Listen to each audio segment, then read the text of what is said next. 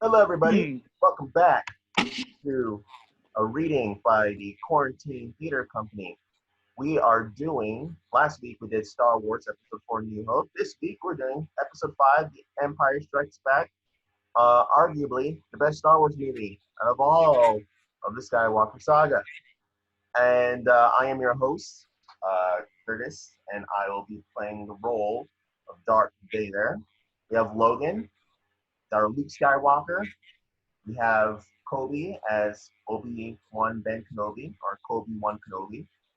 We got Chelsea as Boba Fett. We got George as C-3PO. We got Jeremy there, where he's Mickey Mouse ears, as our action description. We have Molly as Leia Organa. We have Hunter as our lovable, scruffy-looking nerf herder, Han Solo. We got Clinton as Master Yoda. And we also got Anne down there as Lando Calrissian. I'll also be doing several sound effects cues for Chewbacca, R2-D2, and various stuff. So, without further ado, Jeremy, start us off whenever you're ready. Yes, I'm ready. The Empire Strikes Back by Lawrence Kasdan and Curtis Lopez. Exterior plane of Hoth, helicopter shot day. A white snowscape races toward camera. The main title quickly recedes, followed by a roll-up. Episode 5, The Empire Strikes Back. After the destruction of its most feared battle station, the Empire has declared martial law throughout the galaxy. 1,000 worlds have felt the oppressive hand of the Emperor as he attempts to crush the growing rebellion. As the imperial grip of tyranny tightens, Princess Leia and a small band of freedom fighters search for a more secure base of operations. The roll-up disappears into the bleak horizon. Exterior plane Hoth, helicopter shot day. The camera tilts down, bringing into view a small figure galloping across the wind-swept ice slope. Exterior plane of Hoth day. A closer panning shot reveals a bundled rider on a large gray snow lizard called a tauntaun. Curving plumes of snow rise from beneath its speeding paws of the two-legged beast. Exterior plane of Hoth slope day. The rider gallops up a slope and reins his lizard to a stop. He pulls off his protective goggles. It is Luke Skywalker. He notices something in the sky and takes a pair of electro-binoculars from his utility belt. Exterior plane of Hoth. Luke's point of view day. From Luke's POV, we follow a bright object as it falls to the ground. On the distant horizon, an explosion marks the point of impact. Slope day. The wind whips as Luke's fur-lined cap as he activates a comlink transmitter. His lizard is nervous. Easy, girl. It's just another meteorite. Hey, Han? Han, old buddy, do you read me? After a little static, a familiar voice is heard. Loud and clear, kid. What's up? Finished my circle. I haven't picked up any life readings. There isn't enough life on this ice cube to fill a space cruiser. My sentry markers are placed. I'm heading back to the base. I'll be back shortly. A meteorite just hit the ground near here, and I'll check it out. It won't be long. Exterior plane of Hoth slope day. Luke clicks off his transmitter and reins back on his lizard, which seems frightened. Luke pats the beast on the head to calm it. Whoa, girl, what's the matter? You smell something? There's nothing here. I'll check again. Luke takes a small device from his belt and starts to adjust it when suddenly a large shadow falls over him from behind, followed by a monstrous howl. Luke turns and looks up at an 11-foot-high shape towering over him. He grabs for his pistol, but is hit flat in the face by a huge white claw, knocking him into the snow, bloody and unconscious. Close up, Luke. Luke falls unconscious into the snow. The terrified screams of the tauntaun are cut short by the horrible snap of a neck being broken.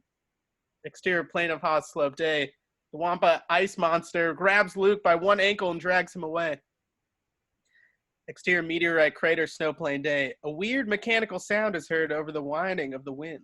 A strange probe robot with several extended sensors emerges from the smoke-shrouded crater. The ominous robot floats across the snowplane and disappears into the distance. Exterior ice caves, Rebel Base entrance day. A stalwart figure rides his tauntaun up to the entrance of an enormous ice cave. Interior main hangar deck, Rebel Base. Rebel troopers are rushing about, unloading supplies and otherwise securing their new base. The rider swings rakishly over his lizard and pulls away his goggles. Han Solo! He walks briskly into the main hangar deck toward the Millennium Falcon, which is parked among several fighters. Mechanics, R2 units, and various other droids hurry about. Han stops the Millennium Falcon.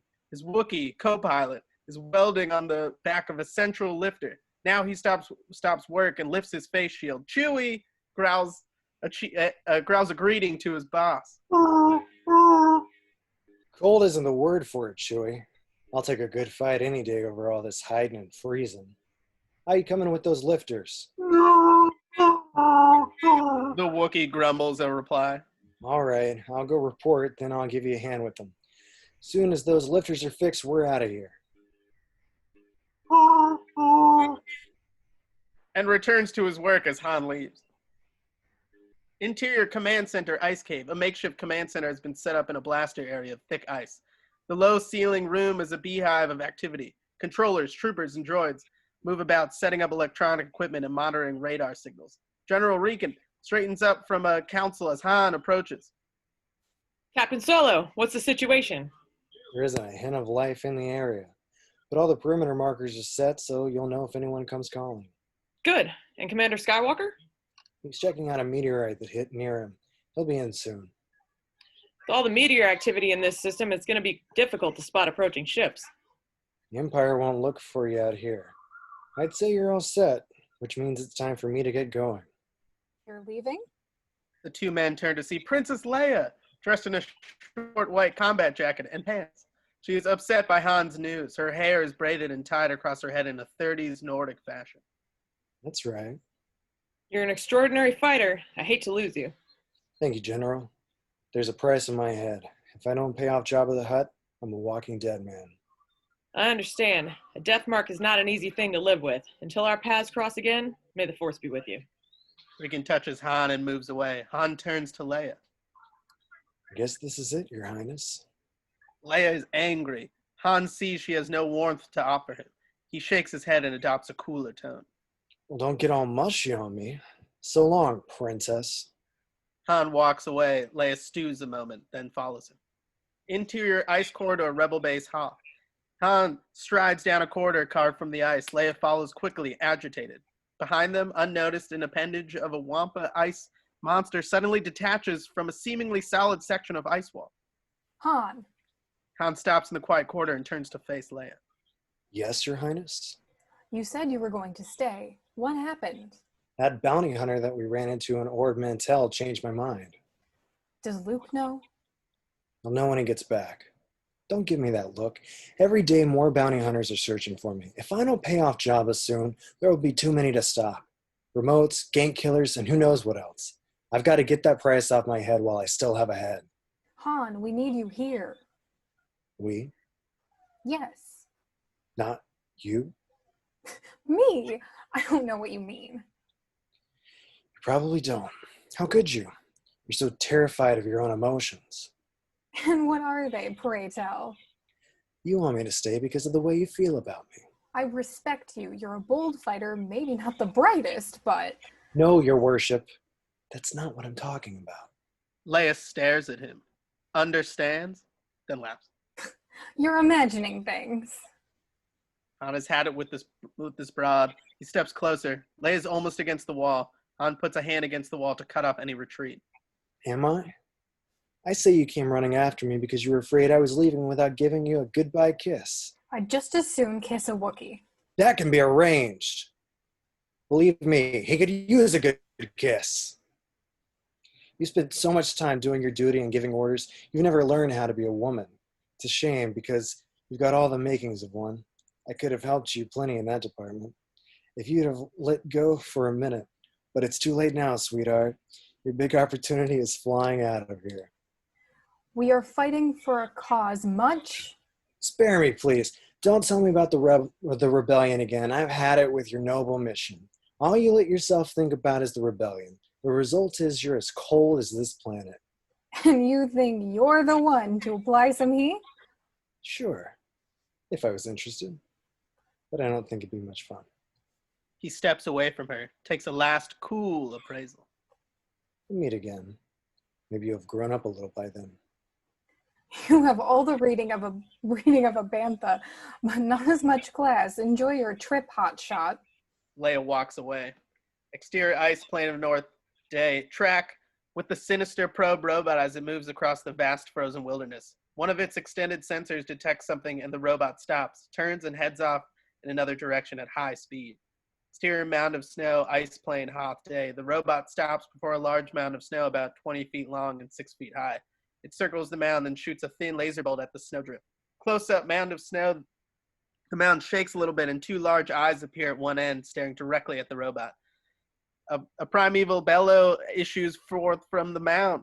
Exterior mound of snow, ice plain, Hoth day. The robot backs off a few feet, then blasts the mound with a heavy laser bolt that disintegrates the snow-covered creature in a cloud of smoke and flame. Ice plain, north day. The evil robot moves off toward the horizon. Exterior ice gorge, Hoth, dusk. The jagged face of a huge ice wall sits gloomily in the dim twilight of a Hoth day. Luke hangs, spread eagle upside down, ankles tied by high thongs to ice stallic things, his extended arms within a meter of the snow floor. His face is covered in dried, frozen blood on one side. He opens his eyes as a chilling moan of the hideous ice creature echoes off the gorge walls. Exterior ice gorge, medium shot, Luke, dusk. Luke pulls himself up, grabs hold of his ankles, and futilely tries to unfasten the thongs. Exhausted, he drops back into the hanging position. Just relax. Luke spies his laser sword lying near a pile of his discarded gear about 3 feet out of reach. Reverberating through the gorge, the growling and crunching sounds of the approaching ice monster can be heard. Luke desperately strains for his sword. Quietly, almost a whisper, Luke hears old Ben's calm voice. Luke, think the saber in your hand. Luke focuses on the saber as the huge monster's feet crunch closer. Luke's hand strains towards the weapon. His eyes squeeze tight in concentration. Gotta concentrate. Relax. Let the force flow, Luke. Just as the ice monster looms over Luke, the lightsaber suddenly jumps 3 feet into Luke's hand.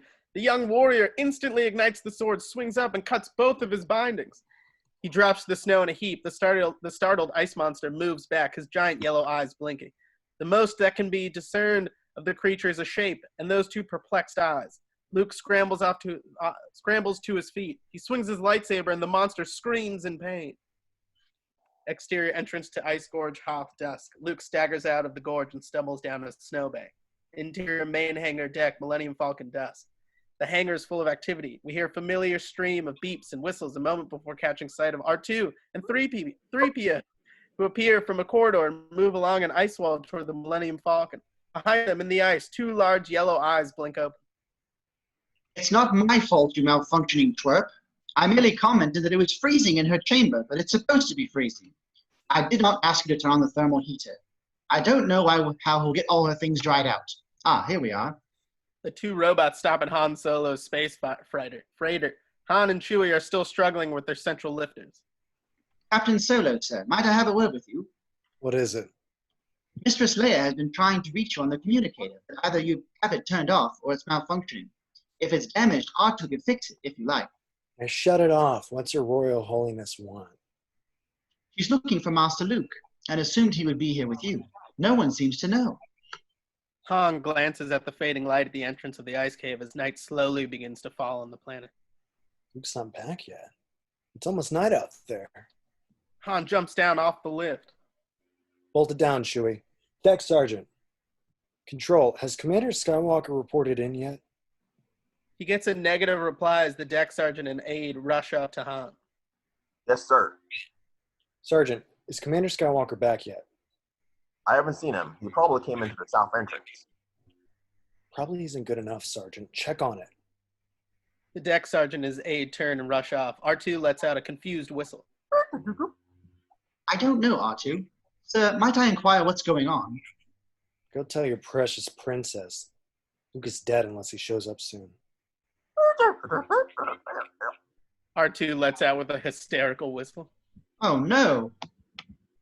Interior main hangar deck, Tauntaun Corral. Near entrance dusk, the deck sergeant and several troopers inspect the mangled remains of 3 dead Tauntauns. Some of the hardware nearby has also been brutally pulled out of shape. Several surviving Tauntauns shuffle nervously nearby. Outside, the light is slowly fading. I can't imagine, sir. Their necks are broken. The deck sergeant nods, then notices Han running up and steps out of the group to meet him. Commander Skywalker hasn't come through the south entrance, sir. Maybe he slipped by without checking in. Not likely. Where'd the speeders? We haven't got them adapted to this cold yet. Have to go out on Tauntauns. Temperature's dropping too fast. You bet it is. And Luke's out in it. Han pushes through the troops and mounts a snow lizard. Huge monster feet move into the shadows of one of the X-Wing bays. The night storms will start before he can reach the first marker. And I'll see you in hell. Exterior snow cave entrance, Rebel base dusk. The small lone figure riding a snow lizard races off into the hostile vastness of snow and cold. The slightest hint of wind blows up the snow behind the Tauntaun. Exterior plane of Hoth dusk. The dark evil probe robot moves across the frozen floor of the Hoth plane. The wind is beginning to pick up and snow starts to cake on the front of the robot. It stops, hovers, then drops to the ground. Several probes emerge from its metal hull and a dome-shaped force field around the robot begins to glow. Eventually, the force field becomes a solid shape and is quickly covered with the blowing snow. Exterior plane of Hoth dusk. Han rides across the plane on his Tauntaun. Exterior plane of Hoth, close-up Han dusk. He reins his mount to a stop, looks around, and listens. It's almost as if he hears something. He turns and looks in one direction, then spurs his lizard in that direction. Exterior plane of Hoth dusk. Han rides off across the plane of his Tauntaun. Exterior snowdrift, Hoth dusk. The wind is blowing, quite strong now. Luke struggles to stay upright, but a blast of freezing snow knocks him over. He struggles to get up, but can't. The young warrior from Tatooine drags himself a couple feet and then collapses. I can't. You must. Luke, look at me. Luke looks up and sees old Ben Kenobi standing not 10 feet away. Luke strains to lift himself up. He is speechless. You must survive, Luke. I'm cold. So cold. You must go to the Dagobah system. There you will learn from the one who taught me, Yoda, the Jedi Master. Ben.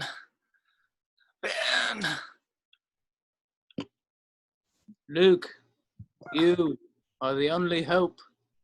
The image of Ben fades, revealing a lone rider on Tauntaun in the wind-swept horizon. Ben. Luke drops into unconsciousness. Sears snowdrift Hoth dusk. Han pulls up, leaps off his lizard. He goes to his snow-covered friend and cradles him in his arms. Han's Tauntaun lets out a low, pitiful bellow. There is real fear in Han's face as he shakes Luke. Come on, buddy. You aren't dead yet. Give me a sign here. Luke doesn't respond. Han begins frantically rubbing Luke's wounded face. Soon he is slapping him. Don't do this, Luke. It's not your time. Luke responds to a slap. Han is joyous. All right. I knew you wouldn't leave me out here all alone. Han glances over toward his Tauntaun with concern as he starts to lift Luke. Gotta get you out of here before our transportation freezes. Exterior snowdrift by Tauntaun, Hoth dusk. Han is carried Luke almost to the lizard when the Tauntaun dies with a moan. Han checks the lizard. Damn it. Deader than a Triton moon. We haven't got much time. Han ignites Luke's lightsaber and cuts the beast from head to toe. He quickly shovels the steaming innards of the beast into the snow. Then he lifts Luke's inert form and stuffs him inside the carcass. I know this doesn't smell so good, Luke, but it'll keep you from freezing. I'm sure this Tauntaun wouldn't hesitate if it were the other way around. Oof. I thought they smelled bad. On the outside. Just as well you're out, pal. Han starts pulling things out of a pack on the dead lizard's back.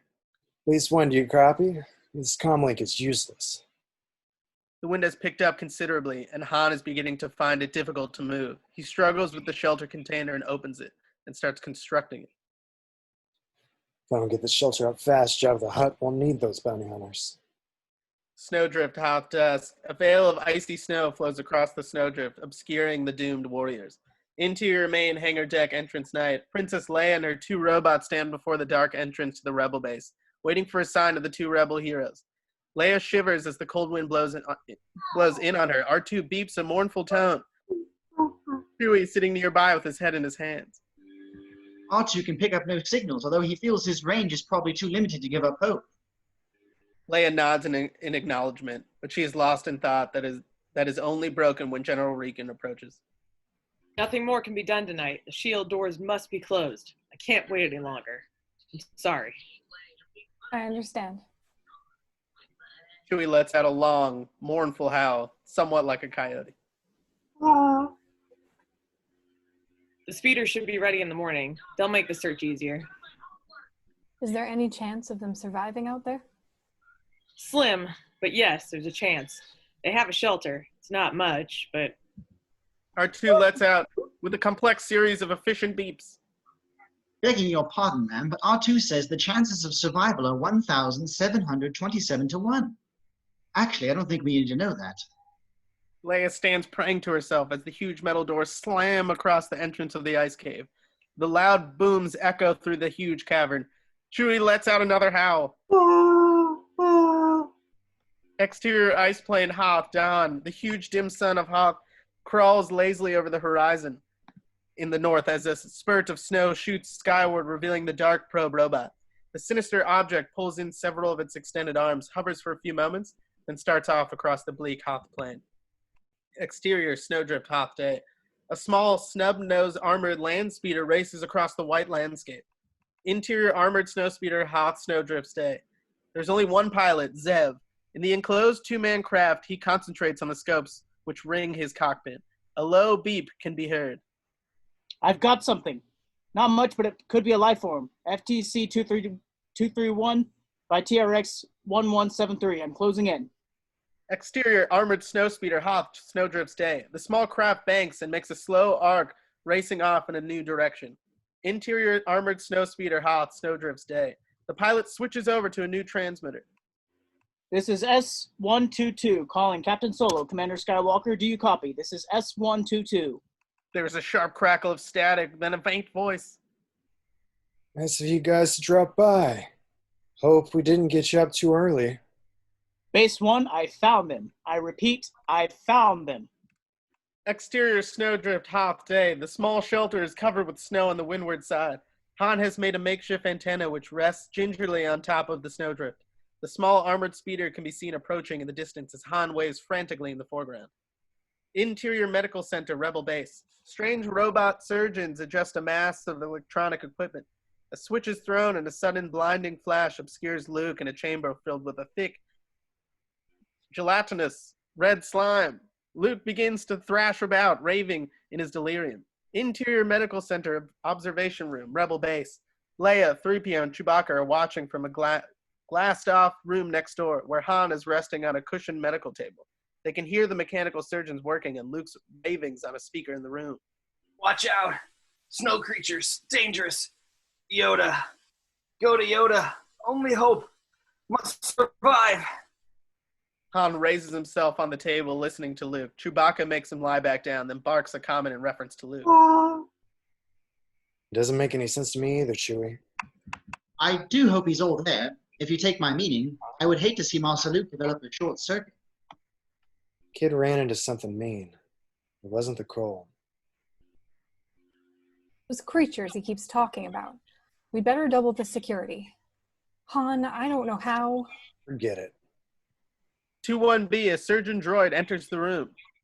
He had gone into dormo shock, almost hibernation, but he's responding to the Bacta. We'll bring him through. Leia breathes a sigh of relief. Chewie lets out a long grunt of approval. Now all we've got to worry about is what attacked him. No kidding. This snowball's got nasty natives. They could be anywhere. Chewie whines, looks around. That's right, Chewie. Inside the base. Interior corridor, Rebel Base. The drip, drip, drip of melting ice echoes throughout the long, eerie corridor. A trooper walks by, followed at a short distance by R2, who rolls alongside, whistling to himself. Beside him, a Wampa ice monster suddenly appears from out of the wall and begins following his little droid. Up ahead, R2 sees several troopers begin to act rather strangely, pointing at him and yelling. This puzzles R2, and he stops for a moment to figure it out. Far in the distance, alarms begin to go off. R2 comes to a conclusion, spins his head around, and sees the ice monster staring down at him. The droid lets out a screech and races to the wall at a full tilt ahead of the advancing monster. A small troop of soldiers have gathered at the end of the hallway with weapons. R2 races through the armed gathering as the creature screams and charges the troopers. laser bolts exploding around him. R2 peeks from around a corner in time to see several troopers hurled against the walls like ragdolls. 2 soldiers fire a laser bazooka at the monster and it is obscured by an enormous explosion. The smoke clears. The silence is spooky. The ice monster stands, seemingly dumbstruck. R2 gives a short, worried beep. The creature topples over in a dead heap. A cheer goes up from R2 and the troopers as they converge to inspect the fallen creature. A young corporal pulls his comlink off his belt and speaks into it. We got it, sir, but there may be more. Interior Command Center, Rebel Base. Alarms buzz softly in the background. The entire command center is on full alert. General Regan is conferring with the head controller as Han and Leia enter the room. 3PO and Chewie follow. Have they analyzed the one that was killed?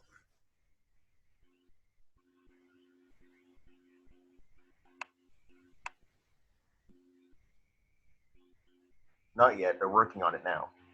Another alarm goes off at the console behind them, and the sensor controller at the spot calls across the room. General! Regan leaves the group as they continue. It won't be long before our sensors will be able to track them. It figures R2 will be in the middle of all this. It's going to be a little tricky around here until we know where they're coming from.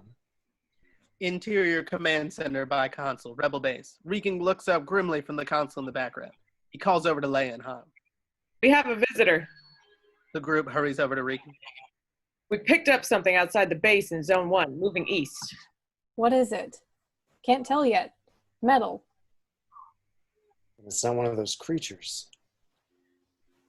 Could it be one of ours? A speeder? I'm getting no signal. Wait. Something very weak. 3PO steps up to the control panel and listens to the strange signal intensely. I must say, sir, I'm fluent in over 6 million forms of communication, but this is something new. Must be in code or... A new voice comes over the comlink. This is Station 5, and we have your object on our scopes. It's just over the ridge. We should have visual contact in about... What the... Oh, no. The transmission ends in static. Whatever it is in French. Go and have a look. Come on, Chewie. Wait, I'll send a patrol with you. Fine, but they'll have to take care of themselves. Exterior snowplane over Rebel Base, Hoth Day. The dark probe robot moves past the smoldering ruins of the station fire and down a ridge toward the Rebel Base. Exterior snowplane speeder over Rebel Base, Hoth Day. The robot stops when it sees in the distance a tiny speeder racing toward it, followed by several other speeders. A large antenna projects skyward from the robot's top and begins to send out a piercing signal. Exterior snow dune, speeder, Hoth Day.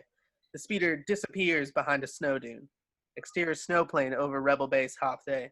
The sinister robot continues to send out its high-pitched signal while frantically searching the landscape for Rebel speeders. Exterior snowplane over Rebel Base, Hoth Day. Shortly, Chewbacca pops his head over a snowbank, not 30 feet away. The robot swings around, its deadly ray ready to fire, but before it can get off a shot, it is hit from behind by a laser bolt and explodes in a million pieces. Exterior snowplane over Rebel Base, Hoth Day. Han Solo rises from the direction of the deadly bolt and walks over to the spot where the robot was a moment before, taking out his comlink. Interior Command Center, Rebel Base. Princess Leia and Regan listen to Han on the comlink. Afraid there's not much left. What was it? Droid of some kind. I didn't hit it that hard. Must have had a self-destruct. An Imperial probe droid. Don't panic, we don't know that. But we don't know it wasn't. Base. Imperial fleet.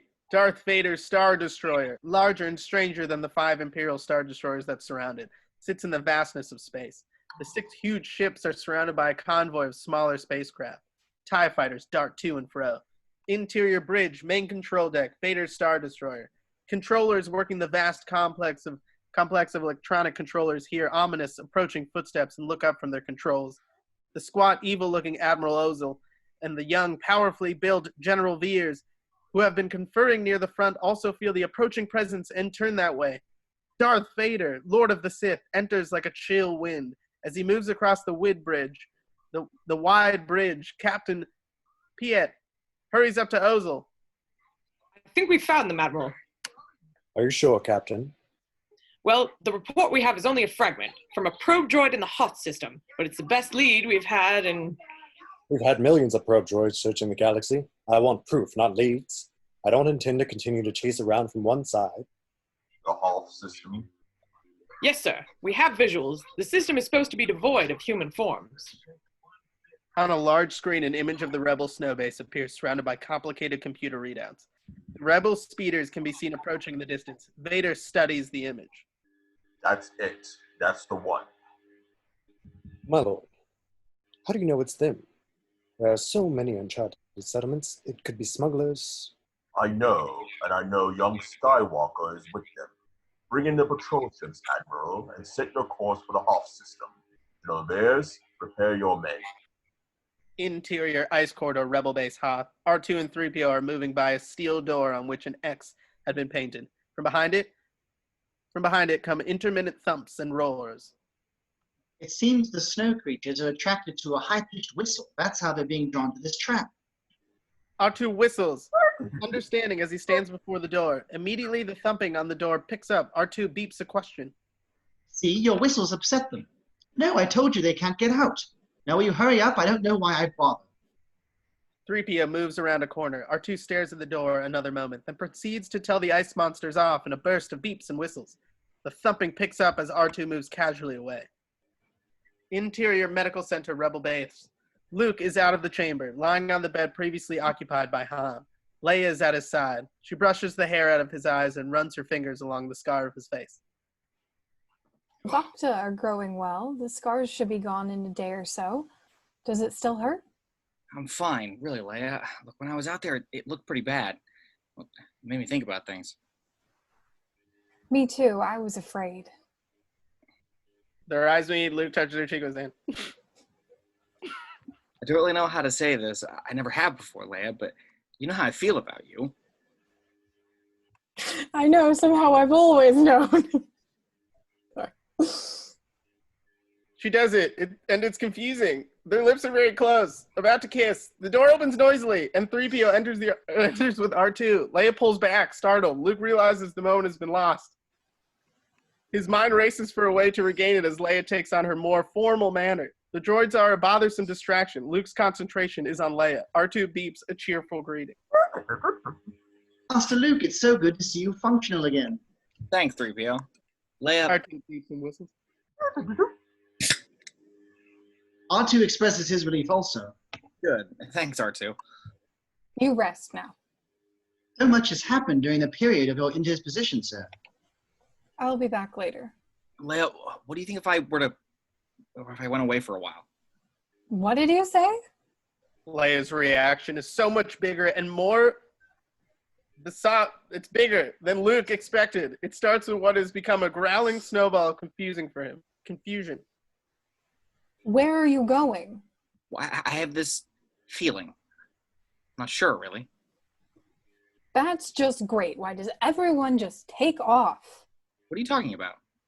First Han, now you. When am I going to learn not to count on anyone but myself? Han's leaving? I was just getting along fine before I met you two moon jockeys. Calm down, will you? Tell me about Han. He wants to pay off that criminal he's in hock to. Jabba the Hutt? I could get more loyalty if I went down the hall and recruited some of those snow creatures. Snow creatures? They're here? Yes, sir, but they're being trapped quite cleverly. R2 beeps and whistles proudly. What do you mean you took care of that? I would hardly call your part in that matter great. Luke's head is spinning as Han and Chewie make a vigorous entrance. The Wookiee growls as a greeting. Hey, kid. You look strong enough to wrestle a gun dart. Thanks to you. It's to you, Omi Jr. Han turns to Leia with a big, devilish grin. Well, your worship, it looks like you arranged to keep me close by for a while longer. I had nothing to do with it. General Rankin doesn't think, or thinks it's dangerous for any ship to leave the system until we know what the probe came from. Probe? What probe? That makes a good story, but I think you just can't bear to let me out of your sight. I don't know where you get your delusions. Laser brains. Chewie is amused. He laughs in his manner. Han is enjoying this. He regards Chewie good-humoredly. Laughing up, fuzzball. You didn't see her alone with me in the South Passage. Luke sparks to this. He looks at Leia. I don't know what he's talking about. Oops, I guess you haven't told Luke about that yet. About what? No, don't get the wrong idea, pal. She was just trying to express her true feelings for me. You must have gone completely out of your feeble mind. Come on, Your Highness. Are you telling me you haven't been thinking about that kiss? Leia's flushed, eyes darting between Luke and Han. Why, you low-down, stuck-up, half-witted, scruffy-looking nerf herder. Who's scruffy looking? I tell you, sweetheart, I must have hit pretty close to the mark to get you hopping like this. Doesn't it look that way to you, Luke? Yeah, it does. Kind of. Leia looks vulnerable for a moment. Then the mask again, focusing on Luke. Oh, it does it? Well, I guess you don't understand everything about women yet. With that, Leia leans over and kisses Luke on the lips. Then she stands and walks out. Everything is dumbstruck. The door closes behind Leia, and they all look at each other in silence. In the distance, the muffled sound of an alarm is heard. Space! Imperial fleet! 6 huge Star Destroyers rest in the Hoth system. Interior Star Destroyer, Vader's chamber. A dark cubicle is illuminated by a single shaft of light from above. The brooding Dark Lord sits on a raised meditation cube. General Veers enters the room and approaches Vader.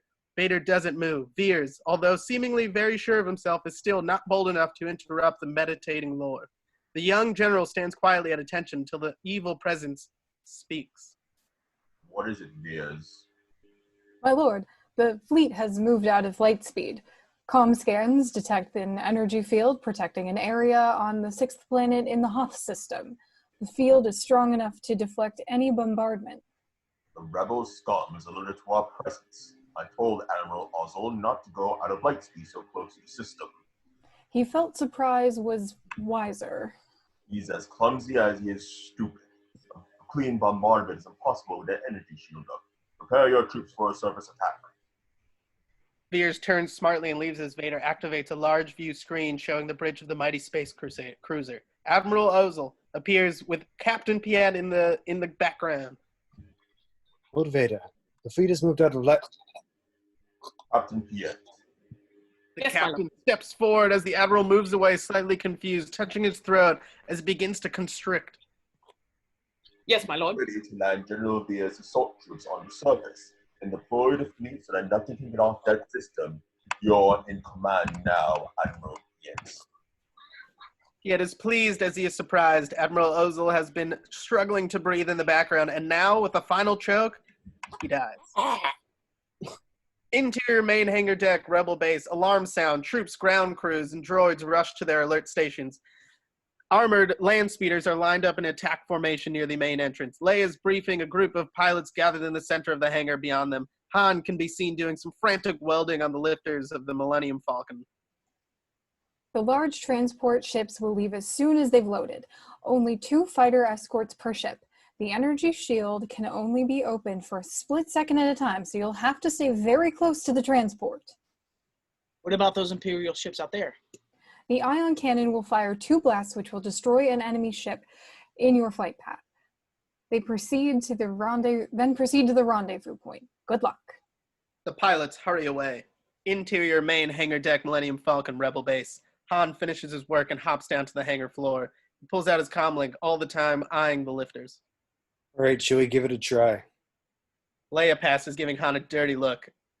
A mechanism on the pirate ship makes a noise and the lifters begin to rise. Suddenly there is a malfunction and the right lifter breaks partially loose, swinging down with a crash.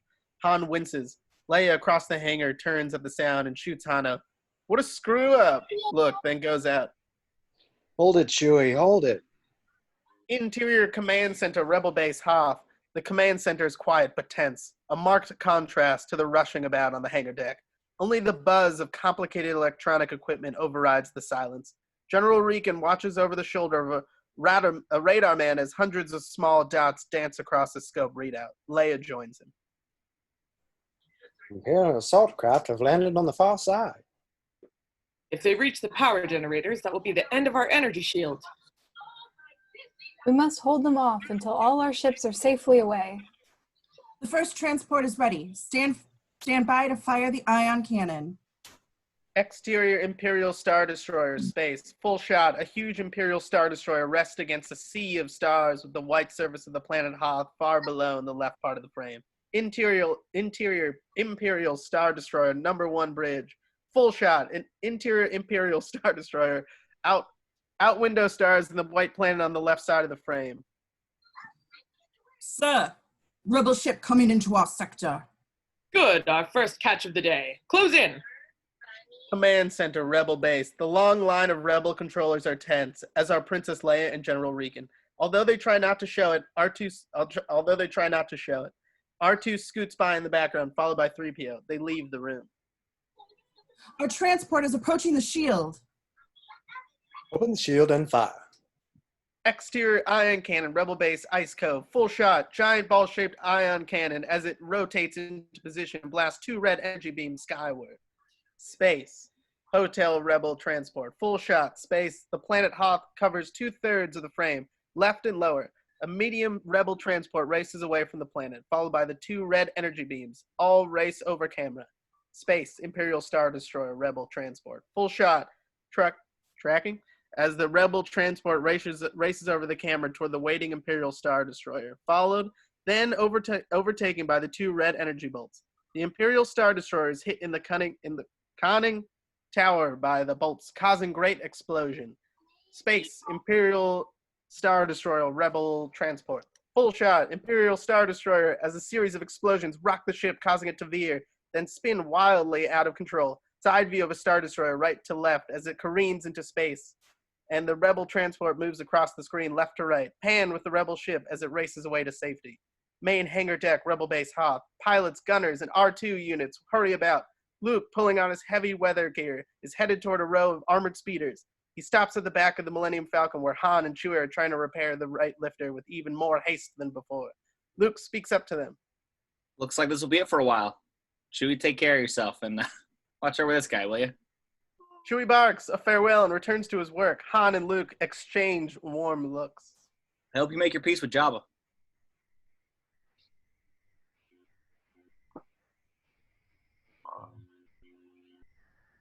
I think he will. Han swings down one. Sorry, I lost my place there. Don't worry, you haven't seen the last of us. Han swings down by one arm like a monkey and grasps Luke's hand. They hold for a long moment, then break. Luke nods and moves away. Han watches him go. Give him hell, kid.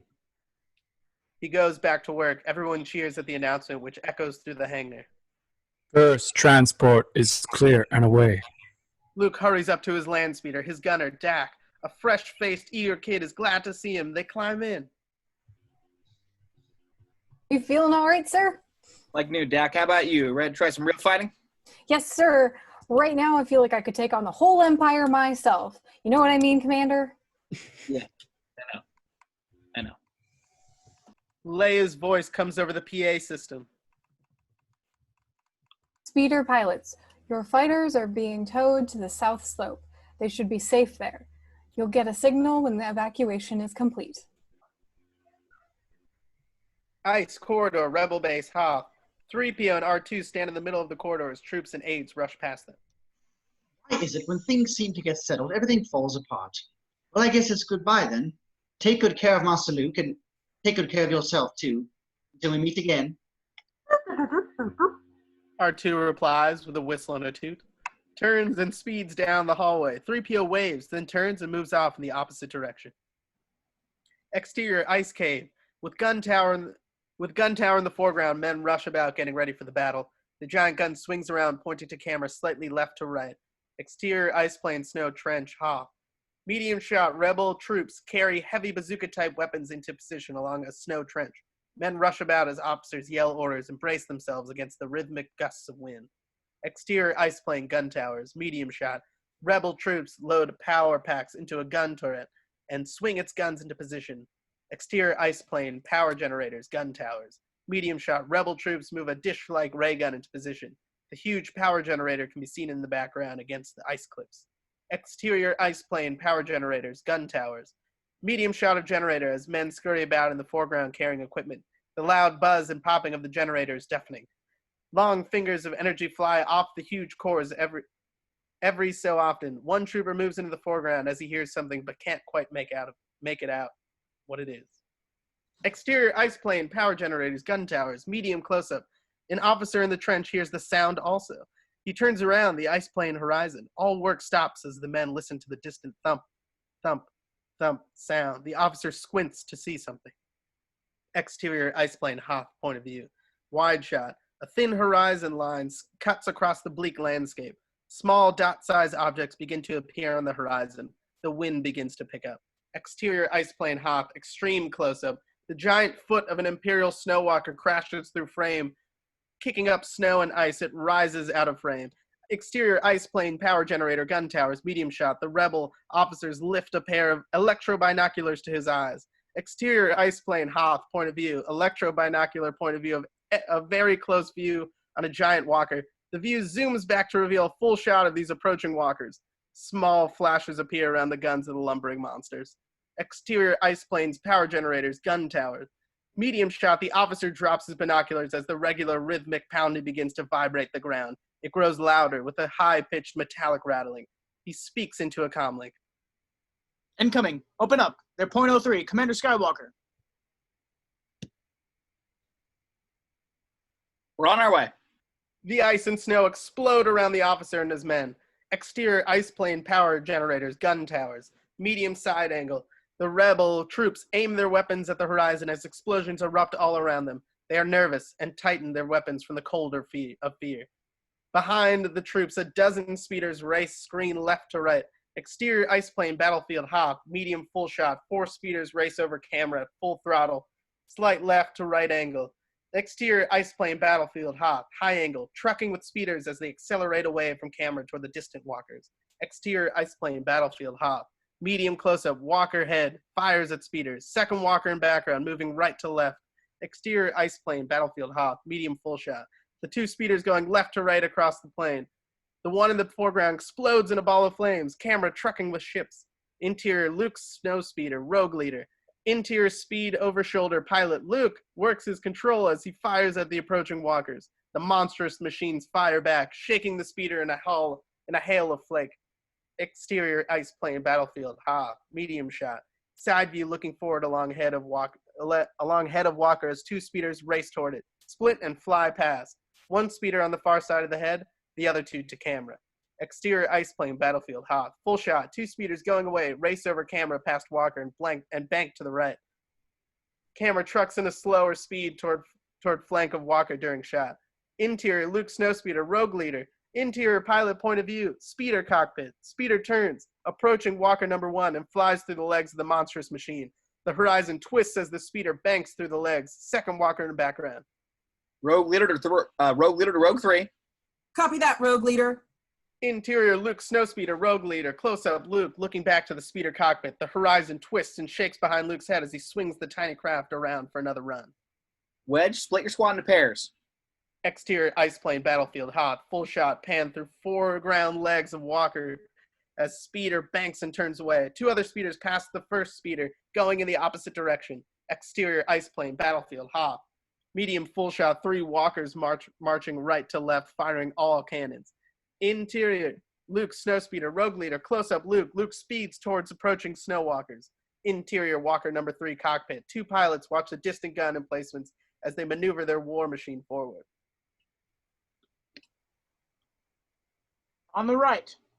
Luke's speeder banks in from the side and heads straight for the viewport, blasting away. A huge explosion hits the window and dissipates. The speeder roars over the window. Exterior, ice plane, battlefield, Hoth. Full shot, moving across the top of the walker as Luke's speeder skims across it, trucking with the speeder, then it flies overhead. Interior, Luke snowspeeder, rogue leader. Close up, Luke looking back as the walker grows small in the distance. That arm was too strong for blasters. Exterior, ice plane, battlefield, Hoth. Overhead, twisting full shot walker. Luke's speeder banks up toward camera and turns. Interior, Luke snowspeeder, rogue leader. Side view, close-up Luke on the horizon. A walker moves up past the cockpit window, twisting as Luke banks and starts another run. All right, look. Rogue group, use your harpoons and tow cables. Go for the legs. It's our only hope in stopping them. Hobby, you still with me? Interior Hobby Snow Speeder Rogue 4. Close-up front Hobby. As the horizon twists and rights itself in the background, Hobby, a tan-skinned vet of many battles, expertly works his controls. Yes, sir. Yeah, we'll stick close now. Exterior ice plane battlefield Hob. Full overhead trucking. Luke's speeder races into the frame from the left in full bank, then straightens out. Hobby's ship comes in front from the left and moves in next to Luke's ship in a tight formation. They bank in unison and drop closer to the ice surface. Interior Luke's snowspeeder Rogue Leader. Side close-up Dak struggles with his harpoon gun as he bounces around in the tumbling ship. Whoa, Luke, I can't seem to find my restraints. Explosions flash outside the window as the ship moves left to right. They pass a walker in the distance. Interior Luke snowspeeder Rogue Leader. Interior pilot's point of view. Over the shoulder of Luke as he swings the speeder around and aims it at the oncoming walker. Laser bolts and flak create a deadly wall the speeder must pass through. Just hang on deck. Get ready to fire that tow cable. A huge explosion engulfs Luke's speeder. The battered craft wobbles a bit. Interior Luke snowspeeder Rogue Leader. Front close-up Luke. As the speeder shudders under the impact of the explosion, he manages to regain control of the craft. The horizon twists in the background. All right, stand by, Dak. We're almost there. You ready? You okay, Dak? Exterior ice plane battlefield Hob. Full low angle. The speeders fly in a tight formation toward the camera as explosions burst all around the craft. The speeders fly right over the camera. Interior Luke snowspeeder Rogue Leader. Side close-up Luke. Interior speeder as Luke struggles to turn around to see if Dak is all right. In the background, the giant legs of the walker pass by as Luke banks under the monstrous machine. Dak! Interior Luke snowspeeder Rogue Leader. Close-up Dak from Luke's point of view. Dak is lost. Blood streams down his forehead, which rests on smoldering controls.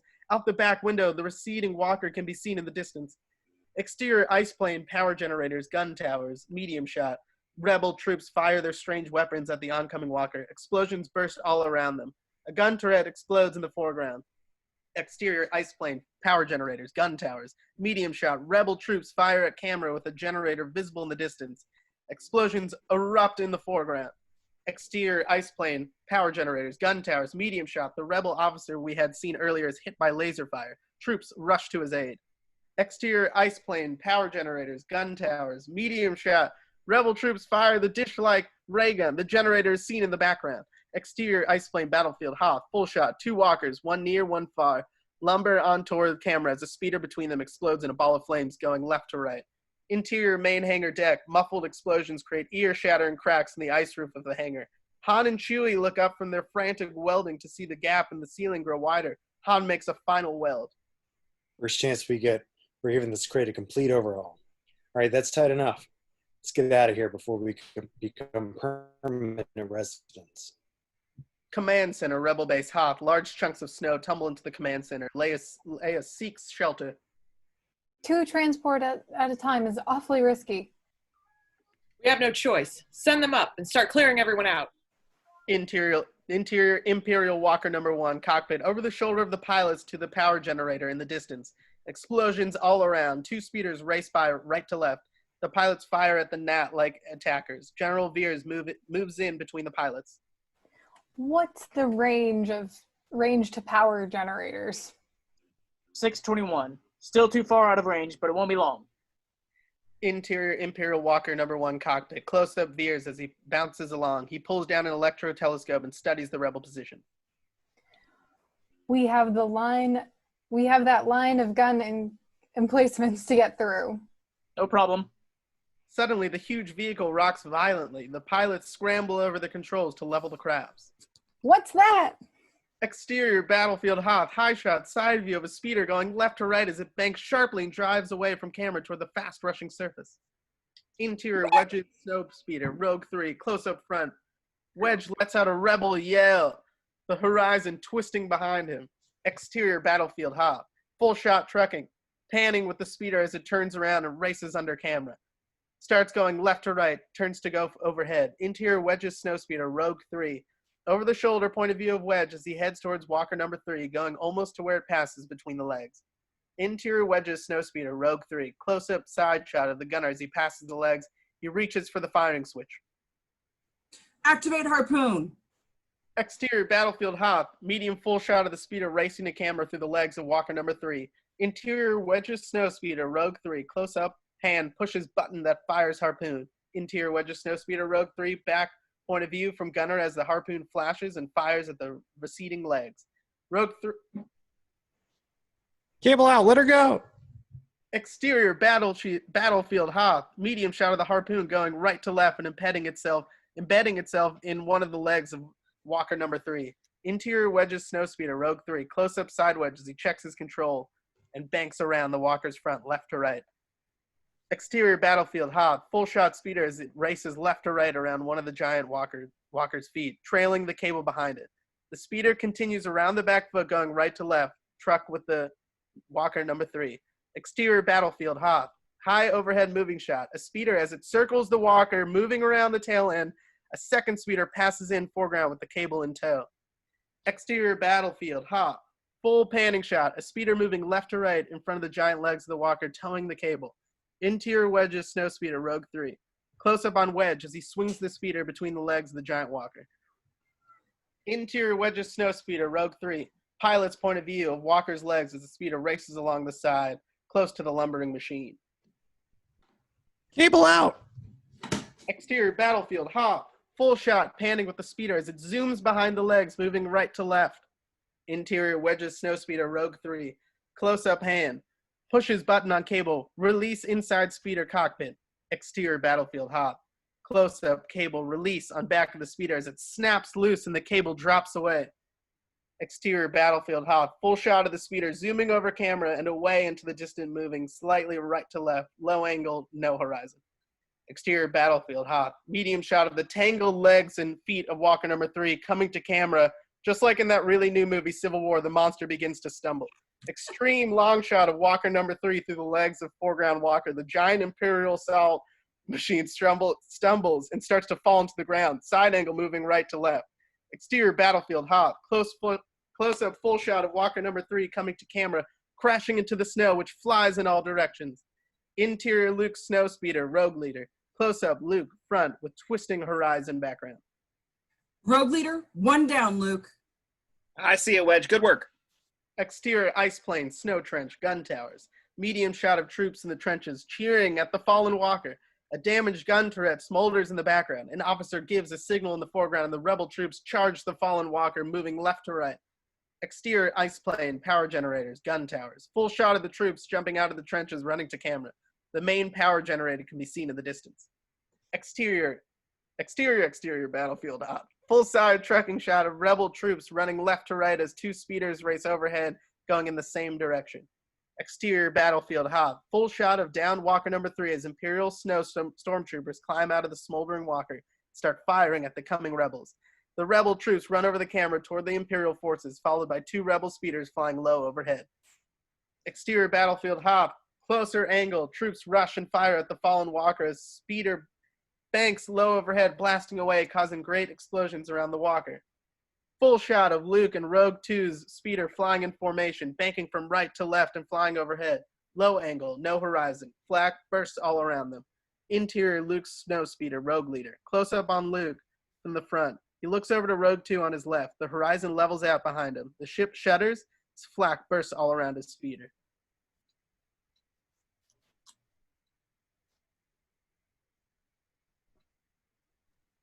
Steady, Rogue 2. I'll cover for you.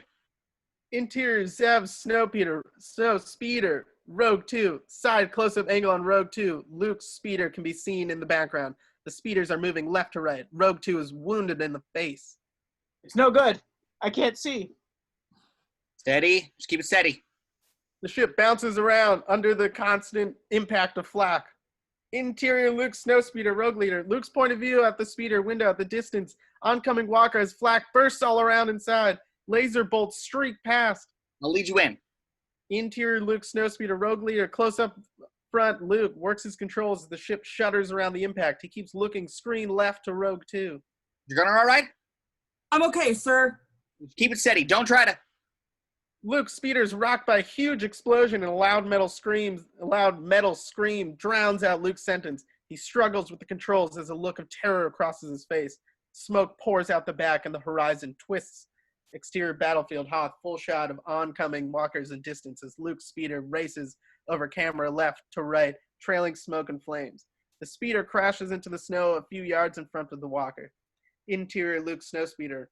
Interior close-up inside Luke's cockpit as he struggles to get out. He gets desperate as he looks out the cockpit window.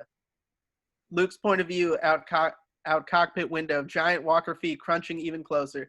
The ship shudders under the impact of the huge metal feet, pounding the ice plane. Interior Zev snowspeeder, Rogue 2. Close-up, front, Rogue 2. Blood streaming down his face, struggles with his controls. The flak is murder. Luke, what happened? I can't. The cockpit explodes in a ball of flames. Exterior battlefield Hoth, full side shot of Rogue 2's speeder in a ball of flames going left to right. Interior Luke, snowspeeder, Rogue leader, side angle close-up from inside the cockpit as Luke manages to get the hatch open and pulls himself out. The ship shakes from the approaching walker. Exterior battlefield Hoth, extreme close-up of giant walking foot as it comes crashing to the ground, sending snow in all directions. Exterior battlefield Hoth, medium full shot, looking back at Luke, away from Walker as Luke climbs out of the speeder and starts to run forward.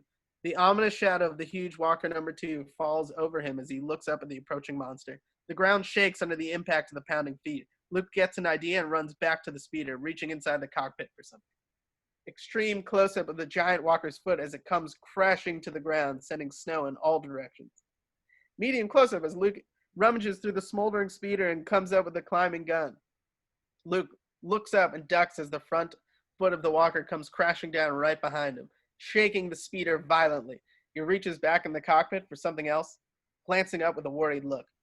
Exterior battlefield, Luke's point of view of the moving underbelly of the huge walker number 2 as it passes over his head.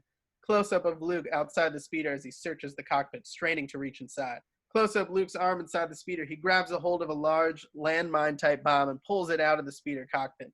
Medium full side view as Luke pulls the landmine out of the cockpit and leaps away just as the huge black foot of walker number 2 comes crushing down on the tiny speeder. The rebel vehicle is crushed flat by the powerful walker. Medium close-up of Luke as he stumbles up out of the snow and runs toward camera, slightly left to right, chasing after the lumbering walker. He hooks the landmine around his neck. Close-up Luke as Walker's foot raises in background. Medium pan past the back legs of walker number 2, following Luke as he runs under the monstrous machine and fires the gun at the underbelly of the walker directly above him. A thin cable follows the projectile from the gun. Another walker can be seen in the background, moving left to right. Close-up of the magnetic head and cable attaching itself on the underbelly of walker number 2. The cable is pulled tight as Luke tests it. Medium shot of Luke running and climbing up the cable. The second walker can be seen left to right in the background. Extreme long shot of Luke dangling from the underbelly of walker number 2, moving right to left. The giant legs of second walker move through the foreground. Medium close-up of Luke climbing the cable to the underbelly of walker number 2, going right to left. The 2 rebel speeders pass in the background, flak burst in the distance. High angle looking down at Luke as he climbs the cable into a close shot. The walker's giant feet are seen pounding across the moving snow. Stray laser bolts pass him as he swings. Medium side shot of Luke as he reaches the full of walker number 2 next to a small hatch. Luke, hanging precariously, cuts the solid metal hatch with his laser sword. Close side angle of Luke taking the landmine from behind his neck and placing it inside the Imperial machine. He closes the hatch and starts sewing the cable fast. Throws it in there. Low angle looking up at walker number 2 as Luke slides down the cable, then drops past camera. Slide medium shot of Luke falling, then drops out of the frame. 3/4 rear low angle shot of the giant walker number 2. It stops in mid-step. A muffled explosion is heard. Then the insides of the giant walker come blasting out every conceivable opening. It sits dead in its tracks, smoking like a locomotive on stilts. Command center, rebel base. The command center is a shambles. The continual explosions outside have caused a massive cave-in. A lone controller works out the remaining computer board while Leia, 3PO, and another controller attempt to move a cake of ice off of General Regan. Finally, the ice tumbles to one side and Leia goes to the general, but it's too late. 3PO inspects the general's pulse. I'm afraid he's no longer functioning. Leia is truly sorrowful. She holds the general's hand a moment and regards him reflectively. The last transport is waiting. Another explosion rocks the area. Beg your pardon, ma'am, but our possible avenues of exit are being rapidly reduced. Leia nods, stands, and speaks to the controller with a renewed authority. Tell the ship we're on our way, and signal the troops in the field to retreat to their freighters. Interior ice corridor, Rebel Base Hoth. Apart from the distant thunder laser blast, the corridor is strangely quiet and empty. Running footsteps echo through the freezing hallway. Then Han appears. He hurries towards the control center just as Leia, 3PO, and the two controllers exit the room. Leia is surprised to see him. Han is greatly relieved to see him. I heard on the comlink the command station was destroyed. You all right? Leia nods, still a little confused. General Riken is dead. Han grimaces at the news, then looks them over.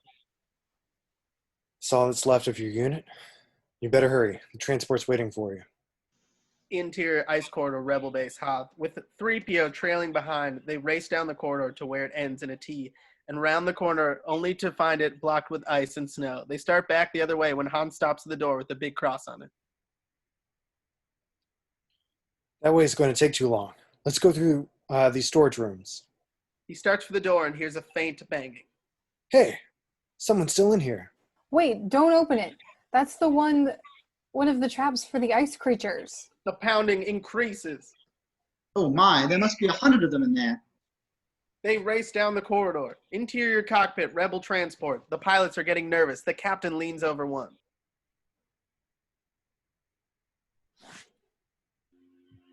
I don't know if there's anyone left alive in there. Give me one more try. Control Unit 33, this is Transport XJ. We can't wait any longer. Interior ice corridor, Han pulls his comlink out and talks as he runs. Hello, XJ. They're coming now. Suddenly, there's an explosion, a loud crack. Han turns, grabs the princess, and pulls her to the wall as a giant cave-in smothers the two controllers. Han grabs his comlink as Leia helps 3PO dig himself out of the snow. Transport XJ, get out of here. Go. The energy shield is down. We'll be stuck here forever. Exterior Rebel gun emplacement in Hoth. The icy wind picks up as the battle rages. Rebel and Imperial troops are firing at each other at point-blank range. Exterior snow by Rebel gun emplacement in Hoth. A walker steps on several Rebel troops as they attempt to flee. Exterior Rebel gun emplacement. A Rebel officer puts his hand to his helmet earphone in an attempt to hear his comlink.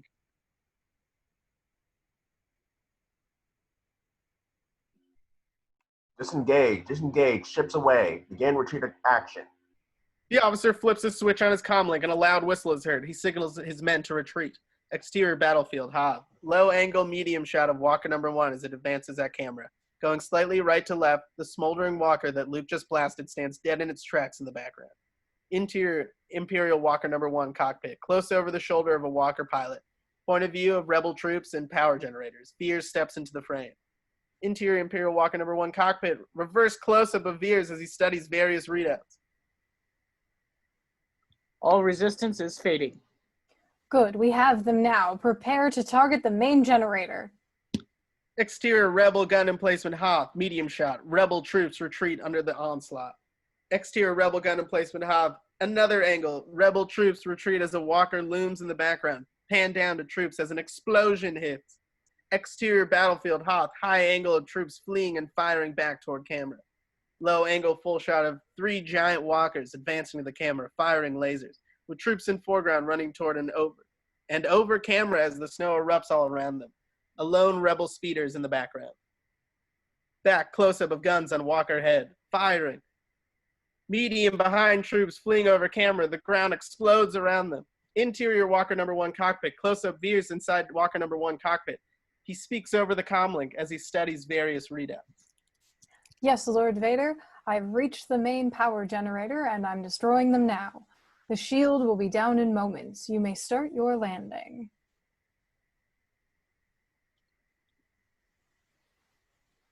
Look out! Veers looks out the cockpit window. Exterior battlefield Hoth, full shot of Hobie's speeder. Rogue 4 as it races over camera right at the head of the oncoming Walker. Over the shoulder of Veers and his pilots as the speeder crashes into the front window. He's going to impact. Huge explosion. Exterior battlefield Hoth, full shot of Walker number 1 with head exploding and frying into a million pieces. Exterior full shot Walker number 1. After a few moments, the headless Walker topples over on its side in a cloud of snow. The clamor of battle is heard in the distance. Stray laser bolts whiz past. Debris and rubble are scattered everywhere. Nearby stands the burned-out hulk of number 2 Walker, Luke destroyed. Hatches and metal parts clanking in the chilly Hoth wind. Snowdrift. Ha! Luke pops his head out of the hole in the snow. Still a little shaken, he tries to stand up but can't. His comm link whistles. Ships away. Begin retreat action. All troops begin retreat action. Luke musters all his strength and starts off through the snow toward a distant ice formation. Interior main hangar, Rebel Base Hoth. A distant huge explosion rocks the hangar deck. Ice cakes come crashing down on the Millennium Falcon. Chewie is pacing under the safety of the ship's landing gear. The giant Wookiee pats the underbelly of his beloved ship and barks a few reassuring words. Chewie searches in vain for his captain. Something catches the Wookiee's eye and he lets out a loud shriek. It is Han and Leia running towards the ship. Chewie runs out into the falling ice, lets out another shriek, then runs up to the ship's ramp. Han and Leia run up the ramp after Chewie. 3PO is not far behind. Interior Millennium Falcon cockpit. Ice batters the cockpit windows as Chewie works at the controls. Han rushes in and sits in the pilot seat. Chewie barks a blue streak at his friend. I couldn't get back any faster. It's pretty shaky out there. Chewie starts chattering a mile a minute about something and points to one of the gauges. Han looks worried. I know. That's not good, but cheer up. One way or another, it'll be over soon. Interior ice corridor, Rebel Base Hoth. Imperial troops appear pushing through an ice blockade. Vader is revealed. Interior Command Center, Rebel Base Hoth. Imperial troops come rushing through. Vader surveys the place. A huge ice chunk falls, almost hitting him. He continues around it. Interior main hold, Millennium Falcon, main hangar, Hoth. Han, standing before a control panel, is busy flipping switches as Chewie watches the troublesome gauge. Leia worriedly watches their efforts. How's that, Chewie? He replies negatively. Would it help if I got out and pushed? Don't worry, Your Holiness. I'll get her started. 3PO clanks into the hold. I was wondering if I might. It can wait. 3PO turns and makes a hasty retreat. This bucket of bolts is never going to get us past the blockade. This baby's got a few surprises left in her. I'll be surprised if we ever start moving. Chewie lets out a loud whelp as laser bolts begin to hit the cockpit window. Interior cockpit, Millennium Falcon main hangar, Hoth. Side view, Han and Chewie look out the window and see a squad of stormtroopers rushing into the hangar deck firing. Han makes a final panel adjustment. Well, I've tried everything, Chewie. You'll just have to switch over and hope for the best. Chewie pulls back on the controls and the first stage of engine fire can be heard. Han flashes a big grin at Leia as he swings past her into the pilot seat. Leia straps herself into one of the navigator's chairs. Someday you're going to be wrong, and I just hope I'm there to see it. Han sets himself, looks at Chewie. Punch it, Chewie. The roar of the Falcon's main engines blast out everything as the ice cave wall rushes by outside the cockpit window, moving right to left. Chewie! Han straps himself to the seat. Leia gets into the navigator's chair. Interior main hangar deck Hoth. Stormtroopers are setting up a large bazooka-like weapon. Behind them, the giant hangar doors are opening. Exterior Millennium Falcon main hangar Hoth. A laser gun appears and swings around. Long shot main hangar, angle behind stormtroopers with Millennium Falcon in background. The stormtroopers are preparing to fire their bazooka cannon when they are hit by the gun of the Millennium Falcon. They are thrown about in all directions. Interior Millennium Falcon main hangar Hoth. Chewie comes dashing into the cockpit. Chewie, we just did this scene. Let's skip over it. That's right. Interior main hangar. Point of view Vader, shooting around the main hangar doors of the Millennium Falcon, which is now through the door, lifts up and disappears. Exterior ice slope, Millennium Falcon Hoth. Full shot of Luke and two other pilots looking up in the snowstorm. The Millennium Falcon races from the distance and over the camera. The ship is flying very close to the ground. Exterior sky over ice slope, Hoth. Luke's point of view, Millennium Falcon racing skyward. Exterior ice slope, X-Wing, Hoth. Luke, Wedge, and the pilot trudge onward toward the outline of an X-Wing fighter. There goes the Falcon. At least Han got away. Wedge, it looks like yours over there. Right. Good luck, Luke. The pilots split up. Luke waves as the others disappear in the wind-blown snow. He walks on and hears a familiar whistle coming from the vague silhouette of a fighter. R2, is that you? R2 chirps, an excited acknowledgement as Luke climbs aboard the snow-covered spacecraft. R2 beeps his relief. The roar of the departing X-Wings can be heard in the distance. Don't worry, we'll be airborne in a second. Open the cockpit and activate the power. Interior main hangar deck, Rebel base, Hoth. Darth Vader strides through the remains of the Rebel fortress. 2 stormtroopers struggle to keep up with the giant presence. Admiral Piett catches up with the Dark Lord. 17 ships destroyed. We don't know how many got away. Anything on the Millennium Falcon? It won't get through the blockade. I want that ship. Exterior Millennium Falcon TIE Fighter Star Destroyer space, full shot space with the white planet of Hoth in the lower part of the frame. The Millennium Falcon speeds away from the planet and over camera, closely followed by 1 huge Star Destroyer and 6 tiny TIE Fighters, which also race past camera. The slow-moving Star Destroyer fills the frame as it plows ever forward. Exterior Millennium Falcon, the TIE Fighter, Star Destroyer, space, full shot space. The Falcon races low over camera toward 2 very bright star-sized objects. The 6 TIE Fighters zoom overhead in pursuit, followed by a huge Imperial Star Destroyer. Interior cockpit. Over shoulder, Han and Chewie. Inside the cockpit, Chewie lets out a loud howl. Han checks the deflectors as the ship begins to get buffeted by exploding flak. He appears to be doing 6 things at once. I know, I see them. See what?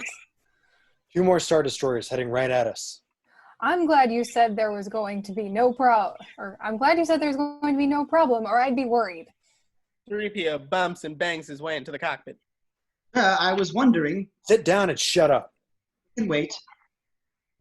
Full shot interior Millennium Falcon point of view out window at 2 approaching Star Destroyers as they grow larger. Small flashes of light on the oncoming Star Destroyers turn into large flak bursts which rock the Falcon. The Star Destroyers grow larger as they get even closer. Chewie, how's the deflector shield holding up? As a reply, he readjusts an overhead switch. Good. At sublight, they may be faster, but we can still outmaneuver them. Hold on. Close point of view at the Falcon cockpit window as the stars and looming Star Destroyers suddenly shift radically, rising through the top of the cockpit window as the Millennium Falcon starts into a steep dive. Everyone's stomach is in their throat as Han makes a 90-degree dive straight down. Exterior Millennium Falcon. Full shot underneath one of the huge oncoming destroyers as the Millennium Falcon races toward it. Suddenly, the Falcon starts into a steep dive straight down toward camera. The Falcon races over camera, followed by 4 TIE Fighters. The bottom side of the Star Destroyer continues on a collision course. Exterior Star Destroyer space. A huge Star Destroyer in the foreground heads right at 2 oncoming Star Destroyers and slowly starts to veer to the left. Interior Star Destroyer number 2 bridge space. Interior Imperial Star Destroyer. Out the front window, the 2 oncoming destroyers can be seen veering to the left. Alarms, panic. Pilots are abandoning their posts as the Imperial Star Destroyers on the view scanner get closer. The captain tries to keep control of the situation. Turn it! Turn it! Exterior space. Millennium Falcon TIE Fighters, full shot. The Millennium Falcon races toward camera, followed by 4 TIE Fighters with laser bolts. Interior cockpit. Things have calmed down a bit, but the race isn't over yet. Chewie barks at Han. Leia is still trying to find her stomach. The ship is buffeted by laser blasts. That slowed him down a bit. Chewie, stand by to make the jump to light speed. The buffeting of the lasers becomes louder and stronger. They're getting awfully close. With a gleam in his eye. Oh, yeah? Watch this. Interior Millennium Falcon cockpit, reverse point of view over shoulder out cockpit window as stars do not go into hyperspace, but just sit there. Han and Chewie look at each other and are thrown into an acute state of concern. Watch what? Han tries again. Nothing. Trouble. I think we're in trouble. If I may say so, sir, I noticed earlier that the entire main paralight system seems to be damaged. We're in trouble. The explosions become heavier. Exterior Millennium Falcon. Full shot, the Falcon races over camera into the starry vastness, followed by 6 Imperial TIE Fighters and an Imperial Star Destroyer. Exterior space, Luke's X-Wing Hoth. Full shot, Luke's fighter speeds away from the tiny planet, wings closed. Exterior, Luke's X-Wing. Full shot, Luke's fighter over camera, wings closed disappears into the stars. Interior cockpit, close shot, Luke's interior fighter. Very small planet in background. He makes a decision and flips several switches. Luke's point of view, stars shift right to left as Luke banks his fighter into a steep turn. Exterior Luke's X-Wing. Full shot, fighter comes to a camera, banks sharply to left, pan with ship flying away in a new direction. Over R2, looking forward as the stars continue to move right to left and stop as the fighter pulls out of its bank. Interior Luke's wing. Interior close-up, Luke, stars in background, slowly moving from bottom of the frame to the top. The monitor screen on Luke's control panel prints out R2's question. There's nothing wrong, R2. I'm just setting a new course. No, we're not going to regroup with the others. Exterior Luke's X-Wing. Side view of R2 as he begins his protest. R2 whistles in an unbelieving, what? Interior Luke's X-Wing. Luke reads R2's exclamation on his control panel. We're going to the Dagobah system. We have enough power. They don't need us there. I'm countermanding the order. I'm a commander after all. Luke checks his readouts and makes a few adjustments. He reads along with only the soft hum of the instruments to break the silence. Finally, R2 chirps in. Yes, R2. Yeah. R2 answers with a soft, carefully put phrase of whistles. Yes, R2, I know the Dagobah system doesn't appear on any of our navigational charts. Don't worry, it's there. I'm very sure, trust me. R2 lets out a limp little sigh. The little droid is silent for a moment, as though thinking, then another beep. Yes, R2? No headache. I feel fine. Why? No dizziness, no drowsiness. The scars are even gone. No, it's all right, R2. I'd rather keep it on manual control for a while. R2 lets out a defeated whimper. Luke just smiles at his worried little friend. Trust me, R2. I know where I'm going, and I'll get us there safely. It's not far. Exterior Imperial Star Destroyer TIE ships, Millennium Falcon. The Falcon races to camera, followed by 4 TIE fighters. The Falcon flies under camera. The TIE fighters fly over camera, followed by Star Destroyer number 2 in the distance. Interior cockpit, Millennium Falcon, side view. Right to left, stars race by left to right as flak bursts outside the window. Han works furiously at his controls while giving various orders to Chewie. Horizontal booster? Alluvial damper? I don't know how we're going to get out of this one. He gives Leia a glance, then a double take. I didn't say anything. Suddenly, a loud thump hits the side of the Falcon, causing it to lurch radically. Chewie barks louder. There was no laser blast. Something hit us. Or you ran into something. Interior cockpit, Millennium Falcon point of view of front cockpit window as asteroids race by right to left. Han continues to work at his ship controls as a chunk of rock crosses in front of the ship. Asteroids. Chewie, bank left. Let's find out where they're coming from. Probably an asteroid field. Let's hope so. It's just the chance we need. To get killed? You're not seriously going into an asteroid field. Aren't I? Hang on, sweetheart. We're going to do some flying. Another asteroid thumps against the ship. Leia winces. You don't have to do this to impress me. If I might remind you, sir, the probability of successfully navigating through an asteroid field is approximately 365,000 to 1. A graceful surrender might not be...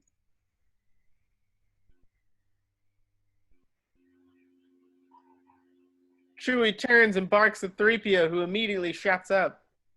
Interior cockpit, Millennium Falcon. Asteroid belt. Over shoulder point of view as stars move right to left as the Falcon turns into the asteroid storm. One of the stars stop moving right to left and the ship completes its turn. Asteroids start coming toward the cockpit window from the distance. Exterior Millennium Falcon. Close-up of asteroid as it tumbles away from the camera as a fast speed. When about 40% of the screen is filled with the asteroid, several smaller asteroids crash into it from the side, creating small explosions on the surface. Other asteroids in many sizes pass by in all directions, some colliding and creating explosions. When the big asteroid is 20% of the screen, the tiny Millennium Falcon appears from behind it, veers around the right side, and races past the camera on the left side through the rain of rocks, followed by the 4 TIE fighters, bobbing and weaving around the asteroid. Full side view, trucking with the Falcon as it dodges an asteroid. Several smaller asteroids explode as they collide with the hamburger-shaped ship. Pan with the ship as it banks away from camera. 4 TIE fighters follow, when one of which connects with an asteroid and explodes. The other TIE fighters are pelted with smaller explosions. Exterior space, Imperial Starfleet, full shot, Vader Star Destroyer and 2 others flanked by several smaller Imperial ships move out of Hoth's orbit and over camera. Interior Vader Star Destroyer, Vader's chamber.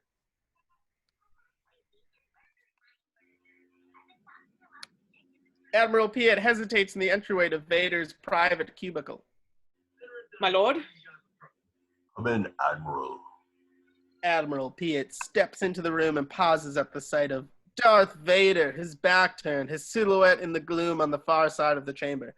A black insect-looking droid attends him among the various apparatus surrounding them. A respirator tube now retracts from Vader's uncovered head. The head is bald, with a mass of ugly scar tissue covering it. The black droid then lowers Vader's mask and helmet onto his head. When it is in place, he slowly turns. Our pursuit ships have sighted the Millennium Falcon, my lord. It has entered an asteroid field. Asteroids don't concern me, Admiral. I want that ship. No excuses. How long until we have Skywalker and the others in the Millennium Falcon before? Soon, Lord Vader. Yes, Admiral. Soon. Exterior Millennium Falcon TIE Fighters asteroid belt. Full shot of 2 huge asteroids tumbling toward camera as the Millennium Falcon banks around both of them, and over camera as the 3rd asteroid barely misses the ship as the 3 TIE fighters follow in hot pursuit. 1 TIE fighter scrapes an asteroid and tumbles over camera out of control. Exterior Star Destroyer number 2. Full shot Star Destroyer coming to camera, blasting oncoming asteroids as it goes. Smaller asteroids explode across its massive surface. Exterior Millennium Falcon. Full twisting shot of the Falcon on its side as it races under the camera and around an oncoming asteroid, tumbling over camera, revealing the Falcon is still twisting and ending right side up. 2 TIEs follow in the distance, coming from either side. Interior Millennium Falcon. Asteroids race by the cockpit windows. Han pilots his trusty craft through the dangerous field. Interior cockpit. Interior point of view out cockpit window as big asteroid drops past the window, narrowly missing the Falcon. Chewie barks in terror as a small asteroid comes especially close, too close, and bounces off the Falcon with a loud crunch. 3PO's hands cover his face. He manages a short peek out the cockpit window. Princess Leia sits stone-faced, staring at the action. Han gives her a quick look. Well, you said you wanted to be there when I was wrong. I take it back. The Star Destroyer is slowing down. Good. Interior cockpit Millennium Falcon asteroid. Side view, interior full shot of group as asteroids race by outside the window. But we're going to get pulverized if we stay out here much longer. I'm against that. Gotta get out of the shower. Now you're making sense. Right. I'm going to get in closer to one of these big ones. Closer? Closer? Chewbacca barks the same word, only louder. Interior cockpit Millennium Falcon asteroid belt. Interior over-the-shoulder point of view of the dense asteroid field as a giant asteroid comes right at the Falcon and banks sharply around it. Exterior Falcon. Full moving shot as the Millennium Falcon dives away from camera toward the surface of one of the moon-sized asteroids. There's a continued display of explosions across the surface as smaller asteroids collide with the larger chunks of rock. 2 TIEs follow the Falcon to the surface. On the giant asteroid, full overhead view as the Falcon moving right to left skims the surface of the giant asteroid. Small asteroids explode on the surface of the ship. Low trekking across the surface as the Falcon and TIEs race to camera and zoom overhead under a hail of asteroids. Reverse low trekking as the Falcon and the 2 TIE fighters race over camera and into the distance. Interior cockpit. Stars whip by in the background. Pilot looks up screen left. Pilot, look out. Interior cockpit TIE fighter. Point of view of giant asteroid racing to camera from out of the starry sky, slightly left to right. Exterior Millennium Falcon. Low trucking shot of the Falcon as it races toward camera and past. The TIE fighters approach in the distance. But as the Falcon passes, a giant asteroid intersects the frame in front of the TIE fighters, creating a silhouetted explosion. As the asteroid continues on its way, it leaves the remains of 2 explosions. Interior cockpit, Millennium Falcon. Han notices something on his main scope and nudges his faithful Wookiee, pointing. There. Chewie, get a reading on that. Looks pretty good. What is it? That should do nicely. Point of view over the shoulder out cockpit window, skimming the surface of the asteroid as a large crater approaches. Exterior Falcon, full shot of the Millennium Falcon as it dives into the huge crater and disappears. Full shot of Falcon racing over camera and down into crater. The walls are barely visible as the camera trucks with the Falcon, but at the slower speed. A small cave appears on one side of the crater in the distance. The Falcon turns, slows, and scoots into the smaller cave. Exterior Luke's X-Wing space. Full shot X-Wing over camera and away toward the cloud cover of Dagobah. Half the planet is seen. Close side view of R2 as he rides on the back of the X-Wing. Interior cockpit, close-up Luke front with stars moving right to left in the background. Luke watches R2's words translated on the computer scope. Yeah, that's Dagobah, R2. Looks a little grim, doesn't it? No, I don't want to change my mind about this. Not picking up any cities or technology. Massive life readings, though. Definitely something alive down there. Yes, I'm sure it's perfectly safe for droids. We just take it easy. I guess I imagined a landing beacon. I'll just have to go in and see what happens. Don't worry. Exterior Luke's X-Wing space, planet Dagobah. X-Wing to camera flying through twilight between space and planet. Closer view as the X-Wing races over camera and dives into the cloud cover and disappears. Interior cockpit, Luke's X-Wing, clouds. Side view, Luke as the clouds race by in the background, bottom to top. Luke works desperately at his controls. The cloud cover had completely obscured his vision. An alarm buzzes in the background. R2 beeps and whistles frantically. All scopes are dead. I can't see a thing. Hey, I'm gonna start the landing cycle, so there's not something underneath us. The blast of the retro rockets is deafening. R2's squeals are barely heard. Suddenly, there's a cracking around as if limbs were being broken off trees, and then a tremendous splashing jolt as the spacecraft hits the surface. Luke is considerably shaken, but all right. R2 lets out a rattle little beep, which shows up on the view screen. Yeah, I'm all right. Are you still in one piece? Good. Come on, I think we're sinking. Luke pulls a switch and his canopy pops open. Exterior bog, swamp, dusk, Dagobah. The mist-shrouded X-Wing fighter is barely visible, half buried in the murky swamp. Luke climbs out onto the long nose of the spacecraft as R2 pops out of his cubby hole on the back. The young warrior surveys his hostile new environment. Huge, twisted trees covered with vines and moss outline the misty landscape. I wonder if that water is safe.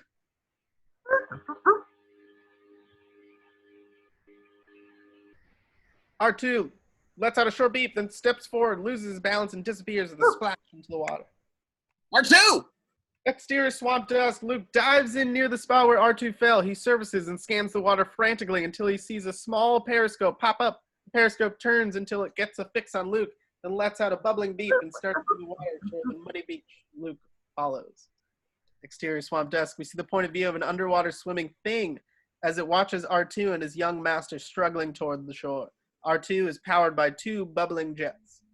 A dark, ominously finned back breaks the surface. Luke stops swimming for a second and sees the disturbing shape swimming toward him. Luke swims for his life, racing past R2 and finally scrambling up on shore. Hurry, R2! The thing swims up behind the little droid and dives, creating a loud clunk. R2's periscope disappears as he lets out a pathetic electronic scream. Luke wades a few feet into the murky pool looking for any sign of his little friend. The black surface is as still as death itself.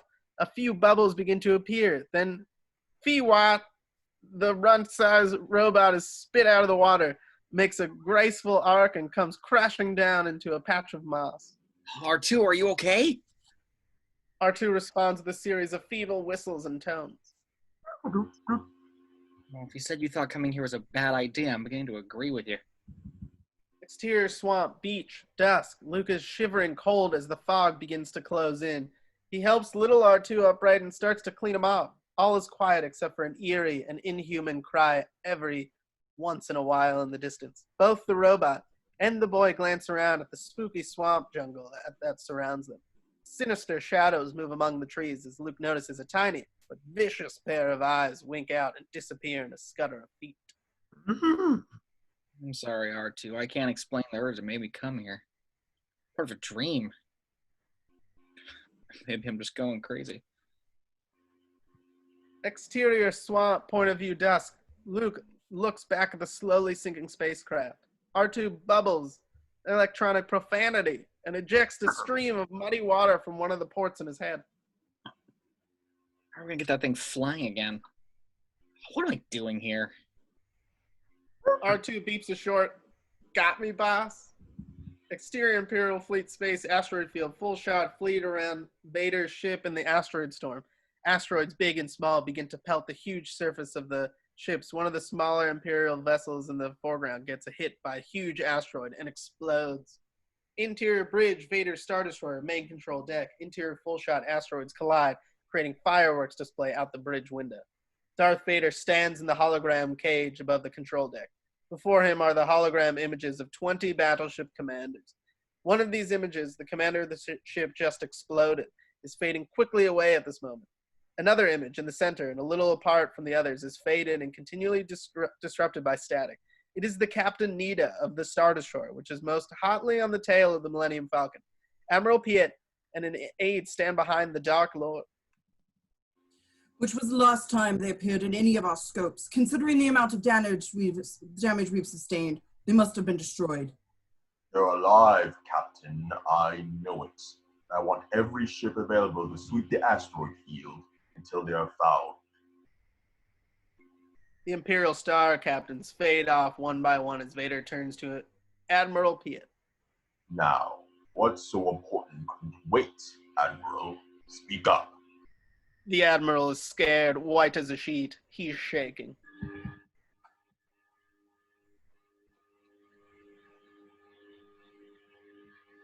Yet?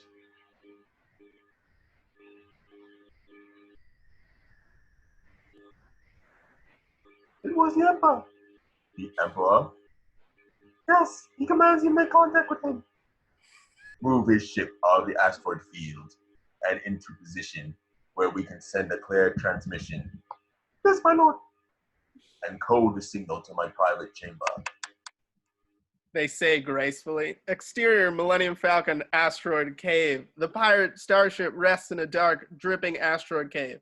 It is so dark, the exact dimensions are impossible to determine. Interior cockpit. Han and Chewie are busy shutting down the engine and the electronic systems. 3PO and Leia watch worriedly as all the service lights go out. Han glances from the dimming lights to Leia with a quick grin. Getting kind of romantic in here. Chewie suggests with a growl that Han pay attention to the business at hand. Han returns to work. What are you so grouchy about? I'm almost afraid to ask, but does shutting down all but emergency power systems include me? Chewie barks, yes, but Han thinks otherwise. No, we're going to need you to talk to the ship and find out what happened to our hyperdrive. How good are you with macro fuser, Your Holiness? Suddenly, the ship lurches, causing all the loose items in the cockpit to go flying. Chewie howls. A tremor. Sir, it's very possible this asteroid is not stable. I'm glad you're here to tell us these things. The ship begins a violent motion. Chewie howls. Hang on, watch out. The jolting movement throws Leia across the cabin into Han's arms. The motion stops as suddenly as it started. Han and Leia realize they are in each other's arms. The pirate grins down at the girl. Chewie watches the embrace with inscrutable interest. My princess, this is so sudden. Very funny. You can let go now. I'm getting angry. You don't look angry. How do I look? Beautiful.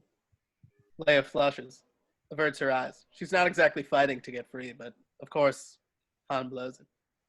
And excited? The anger rises in Leia. Sorry, Captain. Being held by you isn't exactly enough to get me excited. Well, I hope you don't expect more. I don't expect anything except to be left alone. Fine with me. I'm afraid you'll have to let go. Han has lifted his arms lightly away, which makes it very clear that Leia has in fact been returning his embrace. Leia realizes this and steps back, embarrassed and angry. Her words are measured. Don't you think it's time we got to work on your ship? She turns and leaves the cockpit. Han turns to his faithful Wookiee, who's been watching all of this with 3PO. Come on, Chewie. Let's stare into this flying short circus before we get hit with another trimmer. Works. And starts out of the cockpit with Han. Me too, Goldenrod. I must admit, there are times I don't understand human behavior. Exterior bod clearing dust. The mist has disappeared a bit, but is still a gloomy-looking swamp. The X-Wing fighter has stopped sinking and is now only about 1/3 above water. A transfer cable has been rigged between the starfighter and the shore. R2 is on the back of the fighter, sending a power case to Luke on the edge of the swamp. Yeah, I think that'll do it, R2. Come on back. Luke hears a loud snapping crash in the dense jungle right behind him. It is too dark to see anything, but Luke already has his lightsaber in hand, waiting to be ignited. Nothing emerges from the obscure foliage, so Luke clips his weapon back to his utility belt and continues to unpack the gear. Meanwhile, R2 has hooked a pulley from the midsection to the transport cable and is whizzing toward his master. The stubby little droid lands with a beep. Ready for some? Luke has ignited a little fusion furnace, which throws off a warm glow. He warms his hands, then plugs a power cable into R2's nose. The droid whistles his appreciation. Luke opens a container of processed food and sits before the thermal heater. Now all I have to do is find this Yoda, if he even exists. R2 beeps, and Luke nervously looks around at the foreboding jungle. He grimaces as he forces down the ill-tasting food. Seems like a strange place to find a Jedi Master. Yeah, the creeps. Something familiar about this place. I feel like... You feel like what? Luke jumps out of his skin. R2 screeches in terror. The young warrior grabs his lightsaber as he spins around looking for the speaker. Mysteriously standing right in front of Luke is a strange green creature not more than 2 feet tall. The wizened little thing is dressed in rags and motions toward Luke's sword. Like we're being watched. Away your weapon. I mean you no harm. After some hesitation, Luke puts away his weapon, although he really doesn't understand why. R2 watches with interest. I'm wondering, why are you here? Looking for someone. Looking. You found someone, I'd say. Yes. Yeah. Help you I can. Yes. Looking for a great warrior. Great warrior. Not many of those. Wars don't make one great. The creature jumps and lands on one of the cases of supplies. He begins to rummage around. Get away from there. R2 moves to the edge of the case, almost eye level to the creature who is carelessly handling the supplies, and squeaks his disapproval. The creature picks up the container of food Luke was eating from and takes a bite. Hey, it's my dinner. The creature spits out the bite he has taken. He makes a face. Awful. Thank you. No. How you get so big eating food of this kind? He flips the container in Luke's direction and reaches into one of Luke's supply cases. Listen, friend, we didn't mean to land here, and if I could get my fighter out of the puddle, I would, but I can't, so... Can't get your ship out. Have you tried? The creature spots something of interest in Luke's case. Luke loses patience and grabs the case away. The creature retains his prize, a tiny power lamp. The creature examines it with delight. Give me that. No, mine, or I'll help you not. Clutching the lamp, the creature backs away from Luke right into R2, who the creature barely recognizes as animate. But as the following exchanges take place, one of R2's little arms slowly moves out toward the power lamp, completely unnoticed by the creature. I don't want your help. I want my lamp back. I need to get out of this slimy mud hole. Mud hole? Slimy? My home this is. R2 grabs hold of the lamp, and two little figures are immediately engaged in a tug of war over it. Mine! Give it back! Give it back! R2 lets go with one hand and pokes R2 lightly with one finger. R2 reacts with a big squeal. Mine! Oh, okay, R2. Just let him have it. Now get out of here, little fellow. We got things to do. No. I'll stay and help you. Find your friend. I'm not looking for a friend. I'm looking for a Jedi Master. Oh, Jedi Master. Different altogether. Yoda. You seek Yoda. You know the Jedi Master? Of course, yes. But now, eat we must. Good food. I have good food. Come. With that, the creature scurries out of the clearing and down a path, which is suddenly more apparent than before. Luke looks after him, thinking, then starts that way. You better stay here and watch over the camp. Luke is almost out of sight. He yells back. R2, settle down. I can take care of myself. I'll be safe, okay? The little droid grows quiet as Luke disappears from view. Keep going. Exterior bog trail, dusk, Dagobah. Down the misty trail, the creature moves along alone. Safe. Quite safe. Yes, of course. Exterior Vader's Star Destroyer space. Full shot, Vader's Imperial Star Destroyer floats against a vast sea of stars. Interior Vader's Star Destroyer. Vader's chambers. Darth Vader stands before a shimmering holographic image which slowly comes into focus. The image is that of Saint Pistage, Grand Vizier to his Eminence Emperor. Saint Pistage, I would see the Emperor. He commands it. I must warn you, Lord Vader, the Emperor is in a foul mood. He bids you wait. Have you any progress to report? The rebel base on Hoth has been destroyed. I'm tracking down the survivors. The Emperor will be with you in time. I wait at his convenience. Exterior Imperial Cruiser, asteroid belt space. Full shot looking down on two medium-sized Imperial cruisers moving across the surface, dropping bombs which create powerful shockwaves centered around blue explosions. Exterior Imperial Cruisers, crater. The ships move over the crater in which the Millennium Falcon is hiding. A faint ball of light emerges from the crater as a bomb hits the bottom. Interior main hold area, Millennium Falcon. The ship rattles and vibrates. 3PO is sitting at the main control panel. The flooring and part of the ceiling have been removed, revealing a section of the complex powertrain. Chewie's head pops up, upside down, out of a bundle of wires in the ceiling. He barks. Han looks up from where he's working in one of the floor compartments. Princess Leia, who is welding something nearby, also stops working and looks up at Chewie. That was no earthquake. Felt like a hydro concussion. An Imperial cruiser? My, they found us. Everyone is quiet for a moment, waiting for a second blast. A very slight vibration is felt. They're moving away. They're just trying to see if they can stir something up. We're safe. Where have I heard that before? Han ignores her sarcasm and moves past her, rubbing against her in the tight quarters to continue his work. She watches him for a moment, then goes back to her welding. 3PO whistles and beeps to the control panel in front of him, and the control panel whistles back. Where is R2 when I need him? I don't know where your ship learned to communicate, but its dialect leaves something to be desired. It says the power coupling on the negative axis has been polarized. You'll have to replace it, I'm afraid. He barks his understanding and returns to his wires. Leia finishes welding the valve she's been working on. She attempts to re-engage the system by pulling on a lever attached to the valve. It doesn't budge. Han notices her struggle and moves to help her. She rebuffs him. Easy, your worship. I'm only trying to help. Would you please stop calling me that? He hears a new tone in her voice. He watches her pull on the lever. Sure. I guess I make it difficult sometimes. Yes, you do. You could be a touch warmer, though.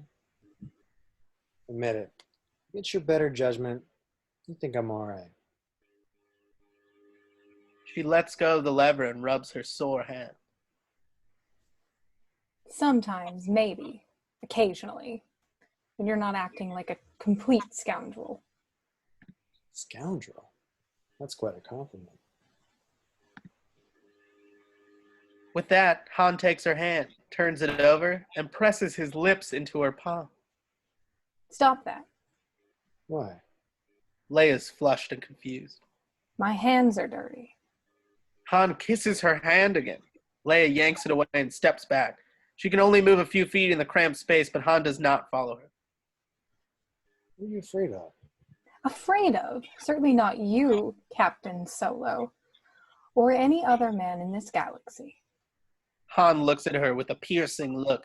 He's never looked handsomer, more dashing, more confident. He reaches out slowly and takes Leia's hand again from where it is resting on a console. He draws it toward him. Why are you trembling? Then with an irresistible combination of physical strength and emotional power, the space pirate begins to draw Leia toward him very slowly. You know what I think? I think you like me because I'm a scoundrel. You haven't run into enough scoundrels in your life. Leia is now very close, and the following exchange takes place as their faces draw even nearer. Leia's voice is and an excited whisper in complete opposition to what she's saying. I happen to like nice men. Sure, they're safer. You always know what they're going to do. Trouble is, it gets a little dull. There's nothing dull about a man I can depend on to be civilized. You need a man you can control. I do not. Try and control this. He kisses her now with slow, hot lips. He takes his time as though he had forever bending her body backwards. He has never been kissed like this before, and it almost makes her faint. When he stops, she regains her breath and tries to work up some indignation, but finds it hard to talk. You're wrong. This isn't what... Not what I want. His mouth stops her. A swimming giddiness spins her around until, before she knows it, she's kissing him back. Finally, Han breaks the kiss and looks at her. They stand there for a moment, looking at each other. Leia is totally frantically confused by her feelings. First with her eyes, then with her body, she withdraws, detaches from Han. She slips from his arms and hurries from the cabin. Han stares after her thoughtfully, then turns his attention to the stuck lever. He gives it a confident, mighty pull. It doesn't budge. Chewie, give me a hand with this. Exterior bog, edge of swamp, dusk. A slight breeze moves the fog around and swirls. R2 is all alone. The swamp had become even more foreboding. A light, slapping sound can be heard across the water. The tiny droid's head zips around looking for danger in every direction. He feels very alone and attempts to warm several of his utility arms in front of the thermal heater. He whimpers a nervous little whistle. Exterior bog meadow, creature's house dusk. The gnarled trees thin out around a small moss-covered knoll where a strange Burrick mud house is built. The small gnomish structure radiates a warm glow from its thick glassed windows. Interior creature's house. The inside of the house is very plain but cozy. Everything is in the same scale as the creature. The only thing out of place in the miniature room is Luke, who is cramped by the 4-foot ceiling. He sits cross-legged on the floor of the living room. The creature is in an adjoining area which serves as the kitchen, cooking up some incredible meal. The stove is a steaming hodgepodge of pots and pans. The wizened little creature scurries about, chopping this, shredding that, and showering everything with exotic herbs and spices. He rushes back and forth, putting platters on the table in front of Luke, who watches the creature impatiently. I told you, I'm not hungry.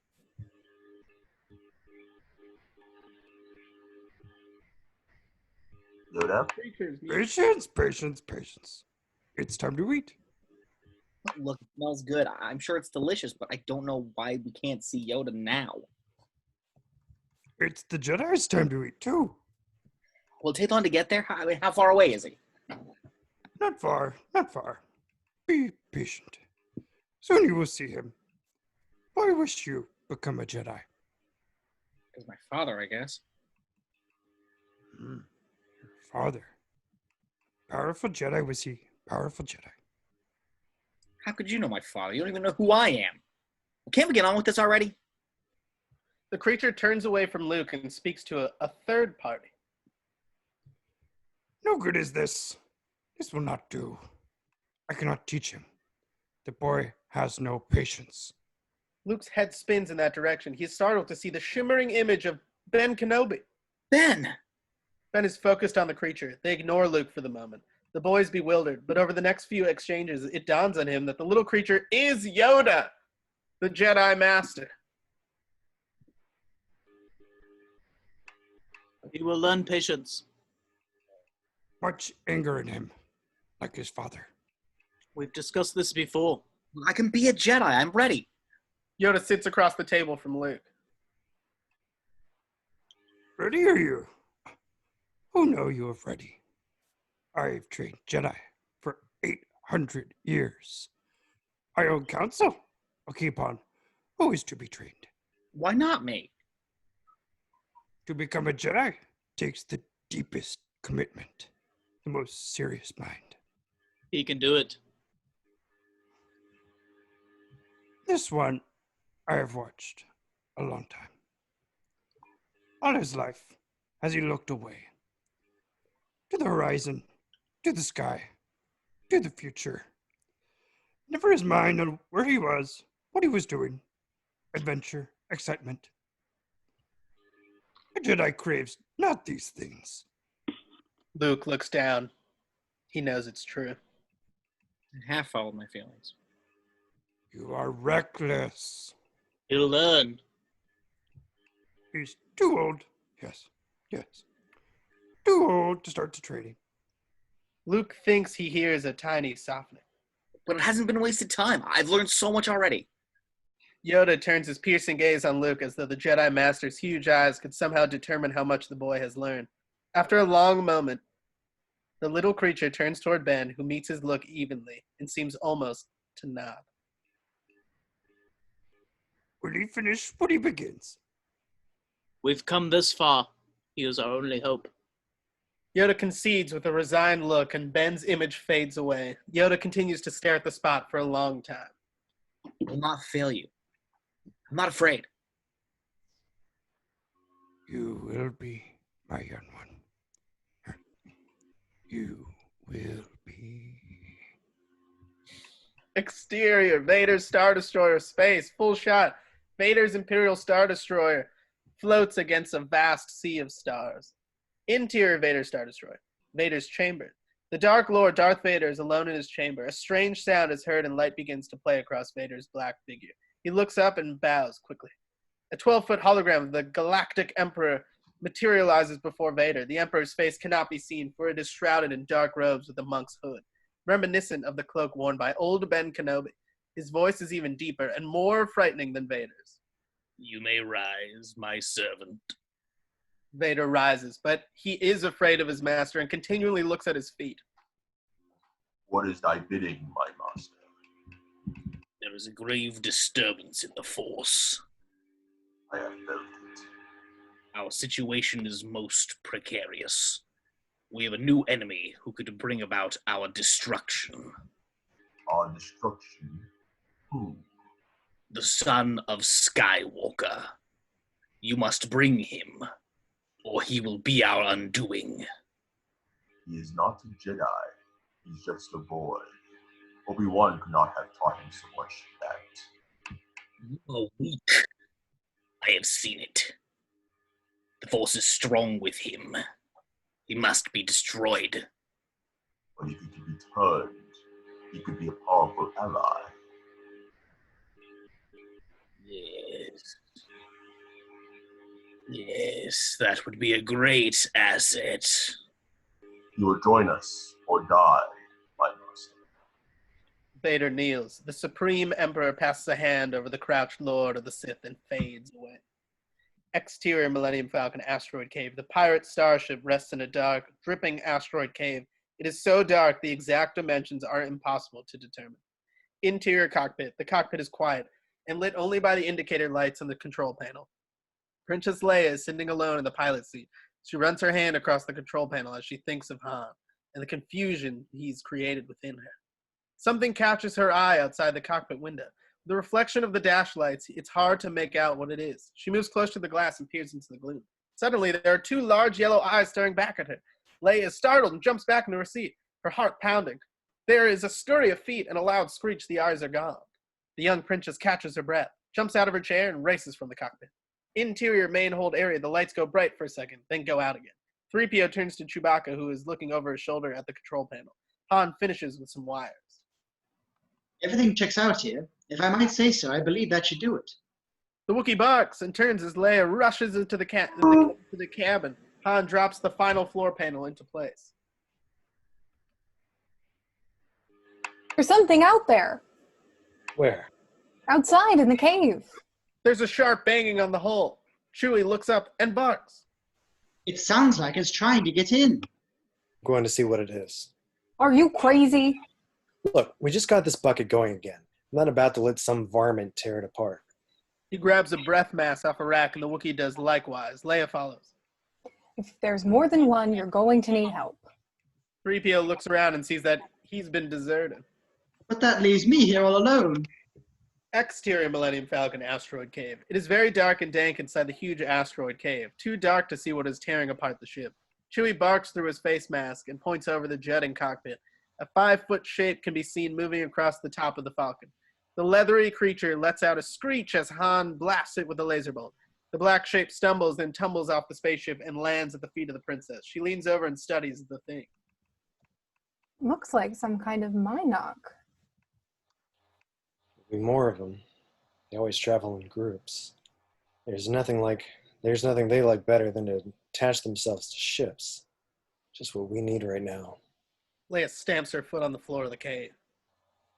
This asteroid has the strangest consistency. Look at the ground. It's not like rock at all. Han kneels and studies the ground, then attempts to study the outline of the cave. There is a Mynock screech in the distance.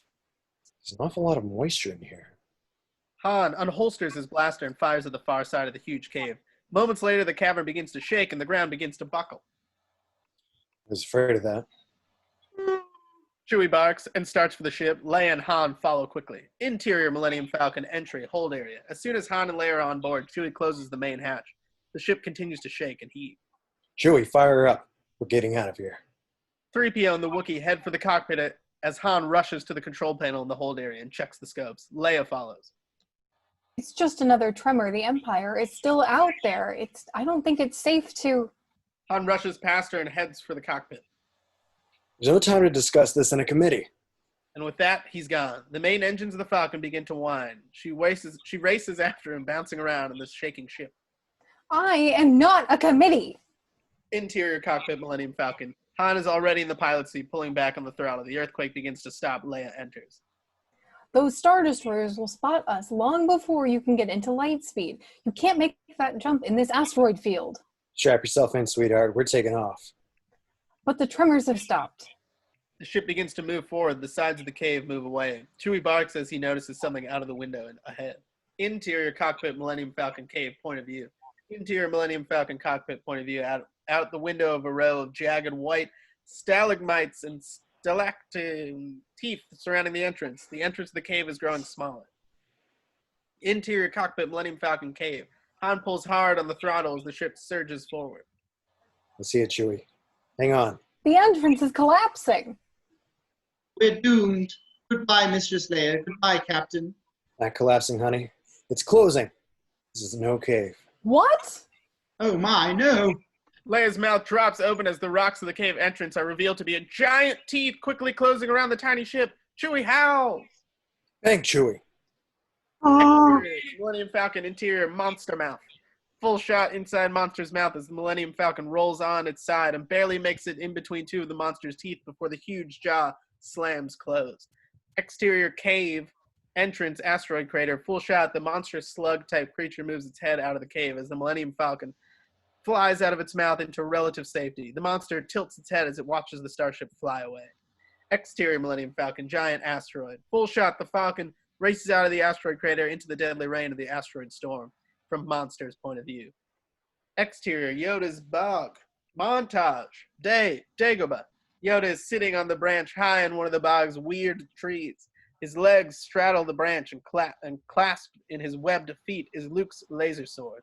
On the ground below, Luke sets himself up and jumps toward Yoda. He jumps incredibly well for a human, but it doesn't bring him close to his object. Exterior bog clearing swamp dust Dagobah, formerly.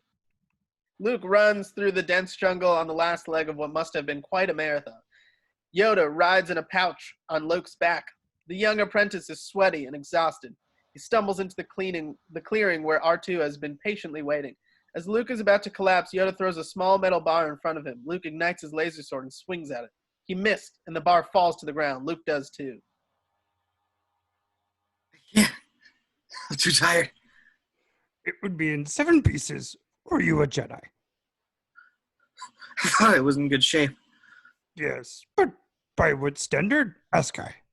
Forget your old measures. Unlearn. Unlearn. Exterior Yoda's bog. Montage day Dagobah. At the edge of a wide pond, Yoda sits on a log. In his mouth is a gimmer stick, a short twig with 3 little branches at the far end. Luke is nowhere in sight, but now we begin to hear the sound of someone crashing through the foliage. Suddenly, Luke appears on the far side of the pond at a run and leaps out toward Yoda. It's an extraordinary leap, but he falls short by 6 feet, creating a huge splash, which drenches Yoda and his gimmer stick. Exterior Yoda's bog. Montage day Dagobah. In the bog clearing, Yoda and Luke sit facing 2 bowling ball-sized rocks. R2 observes from the side. Luke stares at the rocks. Yoda stares at Luke. Slowly, one of the rocks lifts from the ground and floats up to the rest of the other. Luke smiles with satisfaction and turns to Yoda for approval. The floating rock tumbles off. R2 beeps his review. Luke's face is upside down and showing enormous strain. Soon we see why. He is standing on his hands and Yoda's perched up on Luke's feet. Yoda taps Luke's leg. Luke focusing and quickly removes one hand. His body wavers, but he maintains his balance. R2 races up to his master, whistling and beeping like mad. Luke is trying to maintain his balance desperately and finally collapses. Yoda jumps clear. Ugh. R2, what is it? Exterior bog clearing swamp dust Dagobah. R2 runs around in circles, chirping frantically, then scoots over to the edge of the swamp where the X-Wing fighter has sunk almost from sight. Luke rushes to the water's edge. Oh, no! We'll never get it out now. Yoda stamps his foot in irritation. So sure are you. Tried of you. Always with you. It can't be done. Hear you nothing that I have say. Luke looks uncertainly out at the ship. Master, moving rocks is one thing. This is a little different. No. No different. The differences are in your mind. Throw them out. No longer of use are they to you. Okay, I'll give it a try. No, try not. Do, or do not. There is no try. Luke closes his eyes and tries to think the ship out. Exterior swamp, X-Wing fighter desk. The fighter begins to shake a little, but doesn't rise. Exterior bog clearing swamp desk. Luke tries as hard as he can. I can't. It's too big. Size has no meaning. It matters not. Look at me. Judge me by my size, do you? Luke SMHs. And well, you shouldn't. For my ally is the Force. And a powerful ally it is. All of life feeds it and makes it grow. Its energy surrounds us and binds us. Luminous beings are we. Not this crude matter. Feel it, you must. Feel the flow. Feel the force around you. Here, between you and I, and that tree and that rock. Yoda indicates the vicinity of R2, whose head spins around looking for the Force. Yes, everywhere, waiting to be felt and used. Yes, even between this land and that ship. Exterior swamp beach, X-Wing fighter desk. With that, Yoda, Jedi Master, raises his arm. The huge X-Wing fighter moves magically out of the muddy swamp and lands gently on the shore. Exterior bog clearing swamp desk. R2 runs behind some barrels in terror. Luke is amazed. I don't believe it. That is why you fail. Exterior Vader Star Destroyer space. Full shot Vader's Imperial Star Destroyer in space with TIE fighters buzzing around. Interior Vader Star Destroyer bridge space. Interior bridge Starfield, the TIE fighters in background. Vader stands in the back control area of the bridge with a motley group of men and creatures. Admiral Piett and one of his star captains stand at the front of the bridge and watch the group with scorn. Bounty hunters. Why should he bring them into this? Rebels won't escape us. Sir, we have a priority signal from the Star Destroyer Vengeful. The group standing before Vader is a bizarre array of galactic fortune hunters. There is Bosk, a slimy, tentacled monster with 2 huge bloodshot eyes and a soft, baggy face. Tukas and Dengar, 2 battle-scarred, mangy human types. IG-88, a battered, tarnished, chrome war droid, and Boba Fett, a man in weapon-covered, armored spacesuit. There will be a substantial reward for one who finds the Millennium Falcon. You are free to use any methods necessary, but I want proof. No disintegrations. At that moment, Admiral Piett approaches Vader in a rush of excitement. My lord, we have them! Exterior Millennium Falcon Star Destroyer asteroid belt. Full shot asteroid field of the Millennium Falcon, followed by a firing Imperial Star Destroyer head to camera. A large asteroid about the same size as the Falcon tumbles over camera and toward the Falcon, covering it from view. The tiny starship banks to miss the giant asteroid as smaller rocks pelt its surface and roars under the camera. The asteroid grows small in the distance as it explodes harmlessly on the Star Destroyer. Interior cockpit. Over the shoulder of the asteroid, storm and flak. Interior cockpit. The ship shudders as flak explodes near the cockpit window. 3PO is watching a tracking scope of the side control panel. Leia watches tensely out of the window. I can see the edge of the asteroid field, sir. Good. As soon as we're clear, we'll kick this baby into hyperdrive. Exterior Millennium Falcon. Full shot, the Millennium Falcon races past camera right to left, followed by the Star Destroyer firing away. Interior cockpit. Chewie barks excitedly as the rain of the asteroids begins to subside. A bolt from the Star Destroyer creates a huge explosion on the backside of the Millennium Falcon. The ship lurches to one side. Exterior Falcon. Full shot, the Falcon going from camera is hit by a bolt from the Star Destroyer, creating a huge explosion on the backside of the Falcon. The ship lurches to one side, then rights itself. End asteroid storm. Interior cockpit. Han corrects the attitude of the ship. Chewie whines. With you, Chewie. Let's vacate the area. Stand by for light speed. This time, they get the surprise. Hang on. Interior cockpit. Over the shoulder, Han pulls back on the hyperspace throttle. Nothing happens. Flak bursts continue outside. Interior cockpit, Millennium Falcon. Han is frantic. This isn't fair. Chewie is very angry and starts to growl and bark at his friend and Captain. Han desperately pulls back on the throttle again. Couldn't be. I checked the transfer circuits just like you said. I tell you this time, it's not my fault. I'm sure I checked it. No light speed? It's not my fault. I can't understand it. And we've lost the rear deflector shield. One more direct hit on the back quarter and we're done for. Well, what now? Han thinks for a moment, makes a decision, and pulls back on the lever. Sharp ink, Chewie. Let's turn this bucket around. You heard me. Turn around. Hold power on the front shield. You're going to attack them? If I might point out, the odds of surviving a direct assault on an Imperial Star Destroyer are... Never tell me the odds. And the golden droid shuts up. Interior cockpit, Millennium Falcon. Point of view of flak, banking as the Falcon makes a steep turn. Exterior space, Millennium Falcon Star Destroyer. Full shot. The Falcon races past camera right to left. Pan as the starship does a twisting turn and heads back over camera. Exterior full shot, moving toward the Star Destroyer as the Falcon races over camera and away, becoming very small against the massive surface of the Star Destroyer. Flak. Full shot, trucking with the Falcon across the surface of the Star Destroyer as it is bobbing and weaving to avoid the numerous flak bursts. The Falcon flies over camera. Interior Imperial Star Destroyer number 2 bridge. Interior Star Destroyer bridge. Point of view of stars as tiny Falcon heads at camera stars and window in foreground. Lots of excitement on the bridge of the Star Destroyer as the tiny spaceship races low across the hull, headed directly at the huge windows of the bridge area. Alarms go off everywhere. He's coming in too low to hit. We're going to collide. Shields up! He's insane! Look out!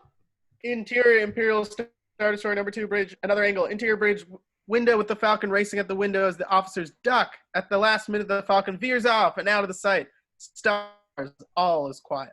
Track them. They may want to come around for another pass. That's strange. What is it?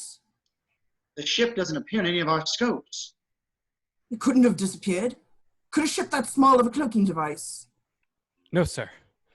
Maybe they went into light speed at the last minute.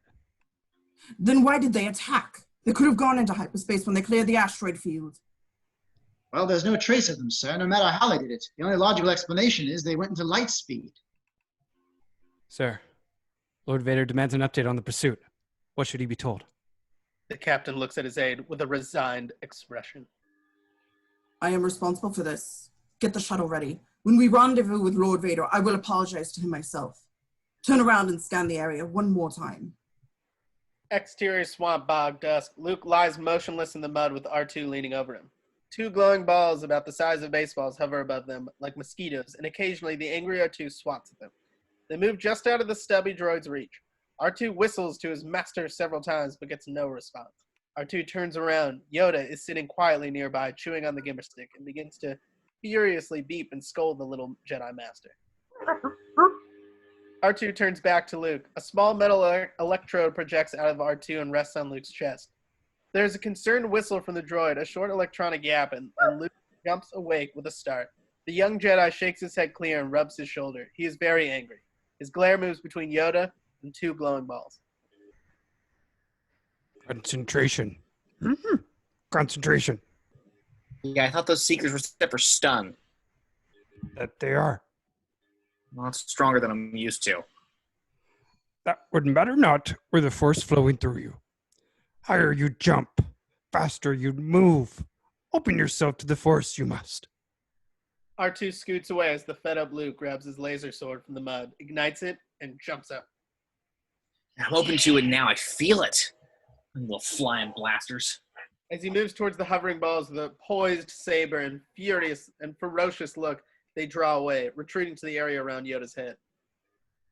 No, no. This will not do. Anger is what you feel. But I feel the force flowing. Anger, fear, aggression. The dark side of the force are they. Easily they flow, quick to join you in a fight. Beware, beware, beware of them. A heavy price is paid for the power they bring. Luke lowers his saber, confused. Price? What do you mean? The dark side beckons. But if once start down the dark path, forever will it dominate your destiny. Consume you, it will, as it did Obi-Wan's apprentice. Lord Vader. Is the dark side stronger? No, no. Easier, quicker, more seductive. How will I know the good side from the dark? You will know when you are at peace, calm, passive. A Jedi uses the Force for knowledge and defense, never for attack.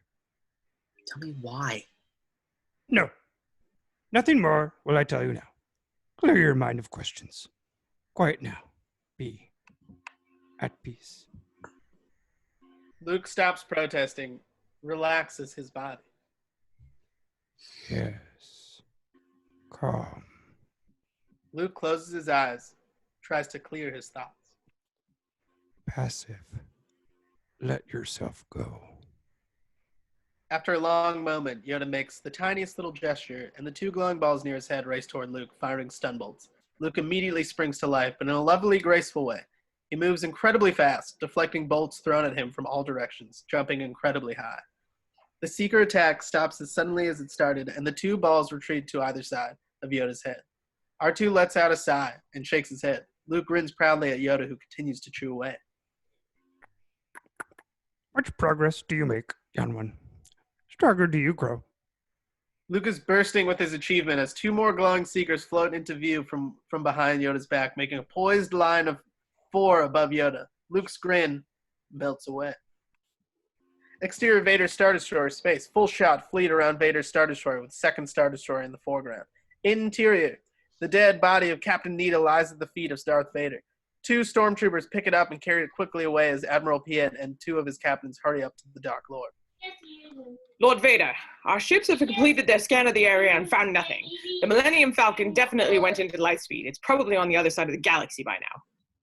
Alert all commands. Calculate every possible destination along their last known trajectory and disperse the fleet to search for them. Don't fail me again, Admiral. I have quite enough. Yes, my lord. We'll find them. The Admiral turns to an aide, and a little more worried than when he arrived. Deploy the fleet. Hey, Mommy. Exterior Imperial Fleet space. Full shot. Imperial Fleet as Vader's ship moves away with the smaller ships into the foreground. From the bottom comes a huge Star Destroyer which moves into the distance. Exterior Star Destroyer surface. Millennium Falcon space. Medium shot of Star Destroyer bridge as camera trucks into the Millennium Falcon, clinging to the side of the ship. Interior cockpit Millennium Falcon. Interior Falcon cockpit. Stars moving slowly. Everyone is hanging in their chairs sideways. 3PO is shut down. Leia glances at him. You could have warned me before you shut him off. Oh, sorry. Didn't mean to offend your droid. Think breaking and shutting down in that amount of time is easy? I'm still not sure what you've accomplished. Chewie, check the manual release on the landing clause. Chewie barks, struggles from a seat, and climbs out of the cabin. What do you have in mind for your next move? Fleet is finally breaking up. I'm hoping they'll follow standard Imperial procedure and dump their garbage before they go into light speed. Leia gets it after a moment. She smiles and pats hand like a puppy. Not bad, hotshot, not bad. Then what? Then we have to find a safe port around here. You got any ideas? That depends. Where are we? Here, near the Anoat system. Hand points to a configuration of small light points on a computer map screen on the control panel. Leia slips out of her chair and moves next to the handsome pilot. Several systems flash by on the computer screen. Funny. I have a feeling I've been in this area before. Let me check my logs. You keep logs? My, how organized. Well, sometimes. I knew it. Lando Calrissian. Never heard of that system. Lando's not a system. He's a man. Gambler, con artist, all-around scoundrel. Your kind of guy. The system is called Bespin. It's a ways from here, but reachable. A mining colony. Tiabana gas mine. Lando won it in a sabacc match, so he claims. Lando and I go way back. Can you trust him? No, but he has no love for the Empire, that much I know. Chewie barks something on the intercom. Han quickly changes his readouts and stretches it to look out the cockpit window. I see it, Chewie. I see it. All right, prepare the manual release. Here's nothing, sweetheart. Han leans back in his chair and gives her an inviting smile. She thinks for a moment, shakes her head. A grin creeps across her face, and she gives him a quick kiss. You do have your moments. Not many, but you do have them. Let her go, Chewie. Exterior Imperial Star Destroyer space. Full shot space and Star Destroyer moving slowly away from camera. Junk begins to trail out of the ship and float over camera as the Falcon tumbles by. The Star Destroyer roars and zooms into hyperspace. Exterior Falcon junk. Boba Fett ship space. The full shot junk over camera going away. The Falcon starts engines and races off into the distance. The junk slowly drifts away. Boba Fett's ship appears in the foreground and moves after the Falcon. Exterior bog trail dusk.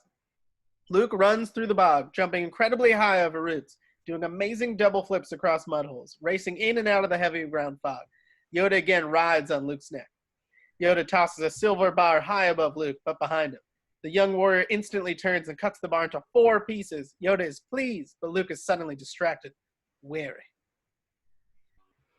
For this time, the force you feel.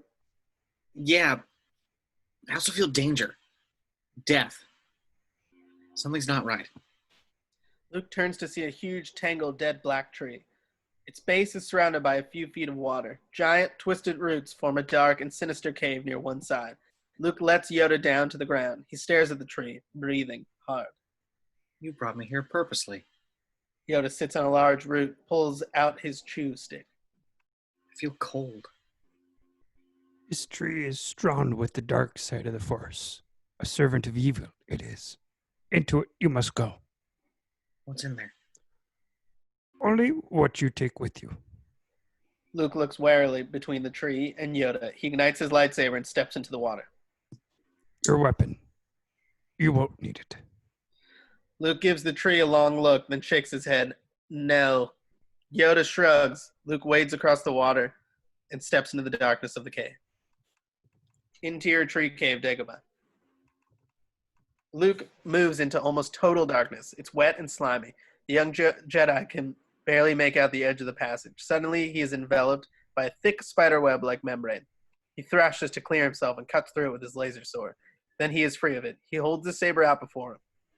5 inches from his face, a beetle the size of Luke's hand scurries up the wall to join its mates. Luke draws back only a moment, then pushes deeper into the cave. The space widens around him, but he can feel that rather than see it. His sword casts the only light. Luke peers into the darkness. It has become very quiet in here. There is a long, long beat. A loud hiss. Darth Vader appears across the blackness, illuminated by his just ignited lightsaber. Immediately, he charges Luke, saber before him. He's upon him in seconds, but Luke sidesteps perfectly and slashes at Vader with his sword. Vader is decapitated. His head and helmet fly from his shoulders, and his body disappears into the darkness. The metallic banging of the helmet fills the cave as Vader's head spins and bounces, smashes on the floor, and stops. For one instant, it sits whole on the floor. Then it cracks vertically. The black helmet and breath mask fall away to reveal Luke's head. Across the space, the standing Luke gasps at the sight, wide-eyed in terror. The decapitated head fades away as in a vision. Exterior, outside the tree dusk, Yoda sits on the root, calmly chewing on his gamer stick. Exterior, Millennium Falcon. Bespin system, full shot, the powerful pirate starship over camera as it heads toward the soft pink planet of Bespin. Planet is about 25% of frame, moons. Exterior, Millennium Falcon. Full shot, trucking, Bespin's surface.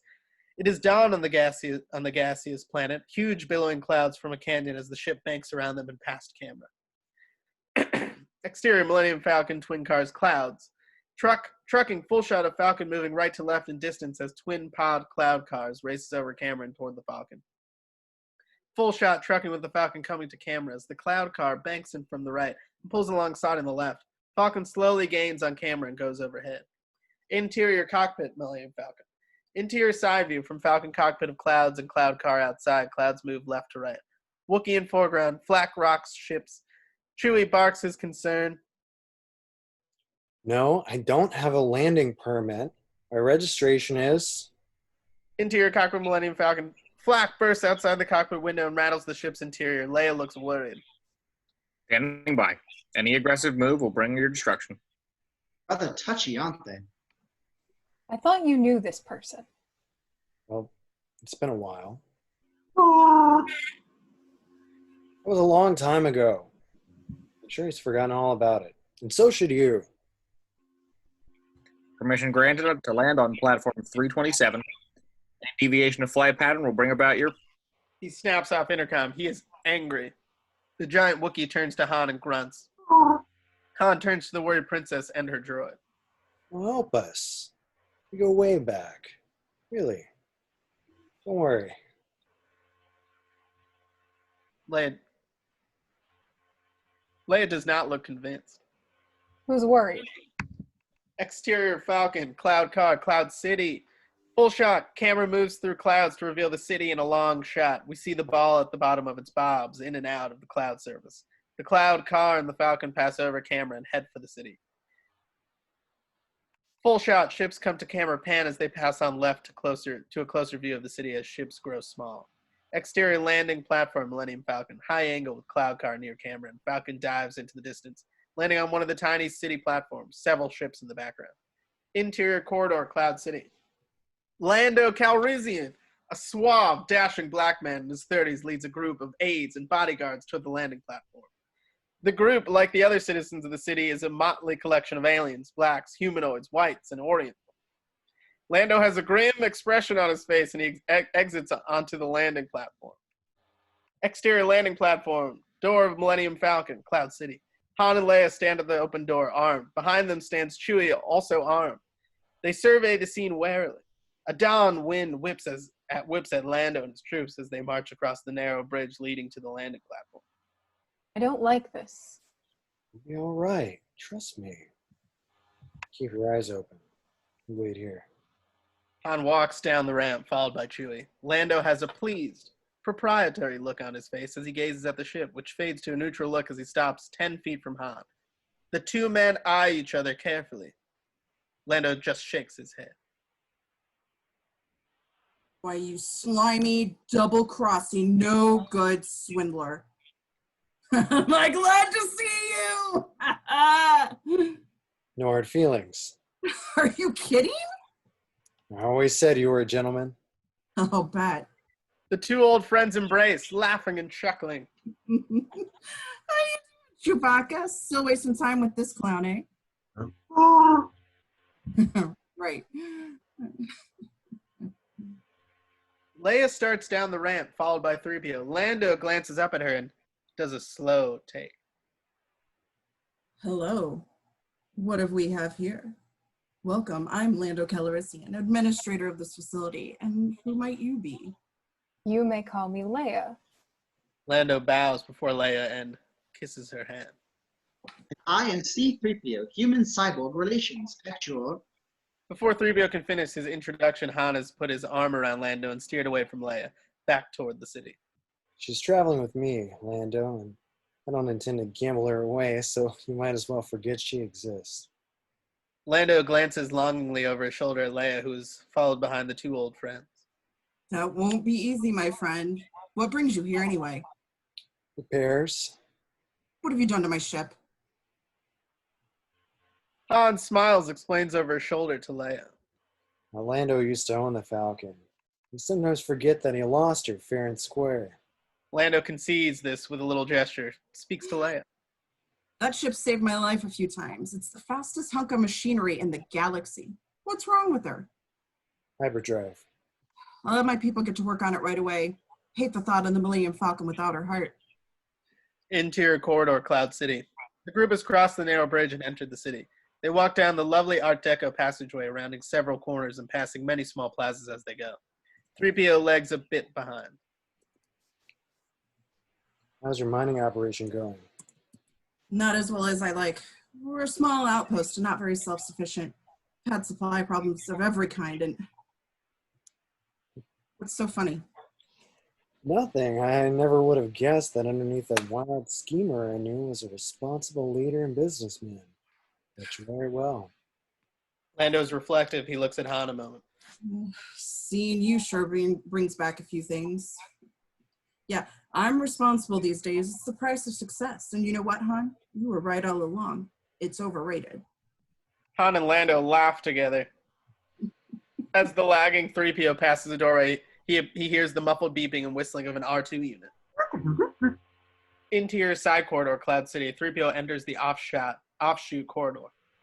Oh, an R2 unit. I'd almost forgotten what they sound like. As 3PO is about to reach another doorway, the door to the main passage closes behind him. He looks into the room. Oh my, those look like... A laser bolt to 3PO's chest sends him flying in 20 directions. Smoldering mechanical arms and legs bounce off the walls. Interior corridor, Cloud City. Lando and Han and Leia continue down the corridor, unaware of 3PO's demise. Chewbacca glances around, sniffs the air, but shrugs his shoulders and follows the group. Exterior Yoda's bog. Montage. Again, Yoda sits on the high branch with Luke's laser sword clasped in his webbed feet. Far below, Luke sits, then jumps. This time, he not only grabs the sword, but soars an extra couple feet, high enough to flash a quick grin at Yoda, eye to eye. Exterior Yoda's bog. Luke is standing on one hand again, with Yoda perched up on his feet, but now Luke's face shows less strain, more concentration. Suddenly, Luke holds his forefingers off the ground. He's balancing on his thumb. R2 is busy washing down the X-Wing fighter. A powerful stream of water sprays from a nozzle on the droid's side, while a hose from his other side trails off into the watery swamp. Luke and Yoda are sitting in the camp facing each other. The young warrior's eyes are closed. Be calm. Through the Force, things you will see. Other places, other thoughts, the future, the past, old friends, long gone. How's the boy doing? A most gifted apprentice. If concentrate he would. Luke turns to see the image of Ben fade away. Ben? Ben? Free your mind. I returned he will. My mind fills with so many images. Control. Control. You must learn of what you see. Not easy. Not fast. I see a city in the clouds. Bespin. I see it too. Friends you have there. Concentrate and see them you will. I see them. They're in pain. They're suffering. It is the future you see. As Luke moans, R2 stops his work and rushes over to his master and starts beeping angrily at Yoda, crowding. Will they die? Yoda, difficult to see. Always in motion is the future. Back away, little machine. Yoda lifts his hand towards the pushing droid and R2 lets out a quick shriek of shock and moves away, mumbling and looking back at Yoda. Luke has started to gather up his things. They're my friends. Foreknowledge is helpful, but painful sometimes, and dangerous too. You have far to go in your training. Luke is stopped cold by Yoda's words. Gloom shrouds him as he plops down and R2 comes over to comfort him. Interior junk room, Cloud City, Bespin. A room piled high with broken or discarded parts. Chewie is poking around. Seems to find a piece that pleases him. Tosses another part away. Moves around a large piece, which partially obscures him. He lets out a savage growl at what he sees. Interior living quarters, Cloud City, Day, Bespin. Sunlight pours through the skylight in a large Art Deco living area onto which 4 apartments open. Han slouches in a lounge chair with his feet on the table. He aims his blaster at a glow globe and makes a firing sound with his tongue. He turns to see Leia standing in the doorway to her apartment. Han is knocked out by the sight. He holsters his blaster distractedly as he ogles the radiant Leia. She has changed from her cold weather pants and jacket to a lovely dress. Her hair is up, tied with ribbons. What are you staring at? Who's staring? You look silly. You look great. Has 3PO turned up yet? Oh, yeah, your droid's been gone too long just to be lost. He may have gotten into some trouble, and Chewie went to look for him. Come over here. I want to check this out. Leia thinks it over for a moment, then walks over and settles next to Han, who's overjoyed with her apparent pliancy. He's about to envelop her when she throws on the ice water. I hope Luke made it to the fleet all right. Luke? I'm sure he's fine. Probably sitting around wondering what we're doing right now. Han puts his arm around her. They are ready to kiss. The door zaps open. Chewbacca walks in carrying a packing case of 3PO, arms and legs hanging over the edge. He drops the box on the table. What happened? Found him in a junk pile. Something's wrong here. Your friend Lando's very charming, but I don't trust him.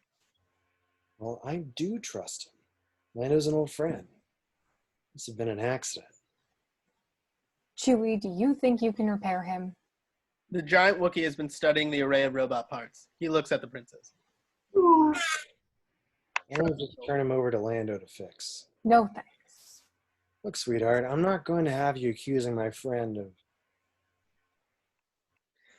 There's a buzz and the door slides open, revealing Lando and a pair of bodyguards. Sorry, am I interrupting anything? Not really. I must say your beauty is unparalleled. Truly, you belong here with us amongst the clouds. Thanks. Would you care to join me for a little refreshment? Han looks at Lando suspiciously. Chewie licks his lips. Everyone's invited, of course. Leia takes Lando's his offered arm, and the group turns to go. Lando spots 3PO's remains. Having a problem with your droid? Han and Leia exchange a quick glance. Yeah, an accident. Nothing we can't handle. The door slides closed behind them, leaving the battered droid on the table. Interior corridor, Cloud City Day. Leia walks between Han and Lando as Chewie and the 2 bodyguards follow a short distance behind. Long shafts of light pour across the corridor between tall columns. We are a free station and do not fall under the jurisdiction of the Empire. You're part of the mining guild then. Not actually. Our operation is small enough not to be noticed, so you might say we're enterprisers. Most of our trade is, well, unofficial. Exterior veranda, Cloud City day. The corridor opens into a veranda which overlooks the spiraled top of the city. City Plaza as Lando and group pass. City in background with several cloud cars flying around. It's a lovely outpost. Yes, we keep the pollution down by having the power reactor far below the city. It's connected by a transfer shaft. Interior corridor, Cloud City day. They re-enter the corridor and head for a huge doorway at the far end. Chewie begins to sniff something. Barks at Han. And now, Chewie. Lando, aren't you afraid the Empire might discover this little operation and shut you down? That's always the danger. It's loomed like a shadow over everything we've built here, but circumstances have developed which will ensure security. You see, I've just made a deal that will keep the Empire out of here forever. Interior dining room, Cloud City day. The mighty doors to the dining room slide open and the group enters the elegant room. At the far end of the huge banquet table sits Darth Vader. At his side and slightly behind him is standing Boba Fett, the bounty hunter. Han gives Lando a mean look. It would be an honor if you joined us. Sorry, friend. I had no choice. They arrived right before you did. I'm sorry, too. Faster than the wink of an eye, Han has drawn his blaster and popped off a couple of quick shots directly at Vader. The Dark Lord quickly raises his hand, deflecting the bolts into one of the side walls, where they explode harmlessly. Just as quickly, Han's weapon zips out of his grip and mysteriously flies across the room to Vader's hand. The evil presence calmly places the gun on the table in front of him. Glad you could join us. Have some nourishment for your last meal.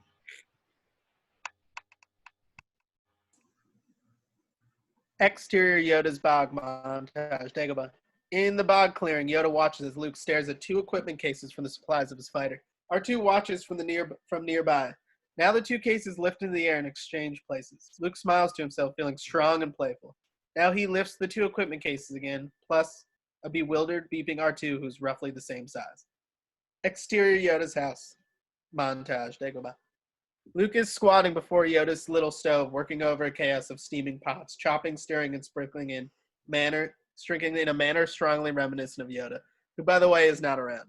Suddenly, a painful vision fills Luke's mind. He winces and stops his cooking for a few moments.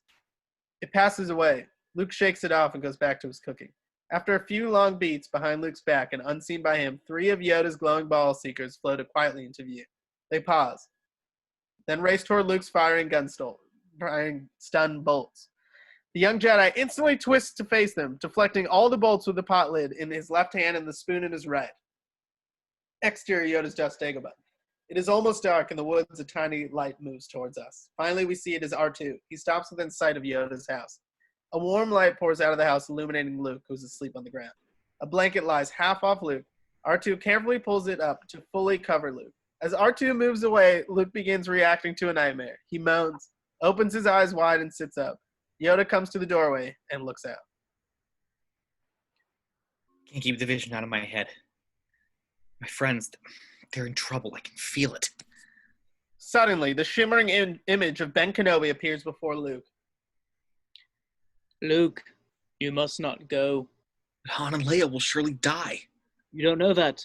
Even I cannot see their face. I can help them. You're not ready yet. You still have much to learn. I can feel the Force. But you cannot control it. This is a dangerous time for you, Luke. You are now most susceptible to the temptations of the dark side. Yes, yes. To Obi-Wan you listen, young one. The tree. Remember your failure at the tree.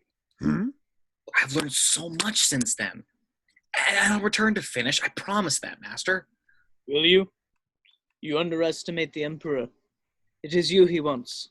That is why your friends suffer. And that is why I must go. Luke, I will not lose you to the Emperor as I lost Vader. You won't.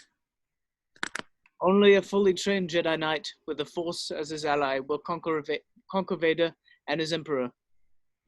If you end your training now, if you choose the quick and easy path, as Vader did, you will become an agent of evil, and the galaxy will plunge deeper into the abyss of hate, despair, and pain that you will feel. that you feel your friends suffering now? Stopped, they must be. Do you hear? On this all depends. You are the last Jedi, Luke. You are our only hope. Be patient. And sacrifice Han and Leia? If it must be, yes. Luke is in great anguish. He struggles with the dilemma, a battle raging in his head. But then there is a clearing in his expression, a choice made. I cannot. Ben, I must go. Now that I can see their suffering, I must help. Luke looks for a long moment at Ben and Yoda. Then he turns and starts toward his ship, followed by his faithful droid. Yoda looks at Ben with a certain irritation, but Ben is focusing on Luke. The old man's expression is resigned. Exterior X-Wing fighter, edge of water, dusk, Dagobah. The fighter's lights come on. Luke is in the process of hoisting a heavy case into the belly of the ship by a cable. R2 is on top of the ship, settling down into his place. Luke stops what he is doing as Ben appears. Yoda steps into the light. I cannot protect you, Luke. If you choose to face Vader, you will do it alone. Once you've made this decision, I cannot interfere. R2 unfastens power couplings on the ship. I understand. I'll be back, Master Yoda. I will finish what I have begun. You have my word. R2, fire the power converters. Luke, use the Force only for knowledge and for defense, not as a weapon. Don't give in to hate or anger or fear. They lead the way to the dark side. Luke nods and climbs back into his ship. Strong is Vader. Clouded is your fate. Mind what you have learned. Notice everything. Everything.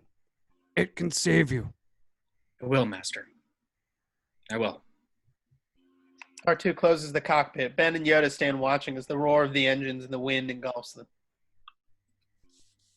Told you I did. Reckless is he. Now things are going to worse. The boy is our last hope. No. There is another. Exterior planet Dagobah space. Full shot. Luke's tiny X-Wing rockets to camera, left to right away from the green planet of Dagobah.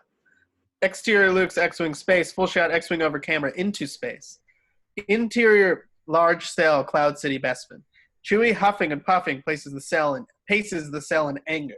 He puts his ear to the wall, hears nothing, and goes back to an area where there are 4 beds. A disassembled 3PO rests on one of the beds. The Wookiee picks up the golden droid's head and meditates on it for a few moments. Barks a few remarks of philosophical nature.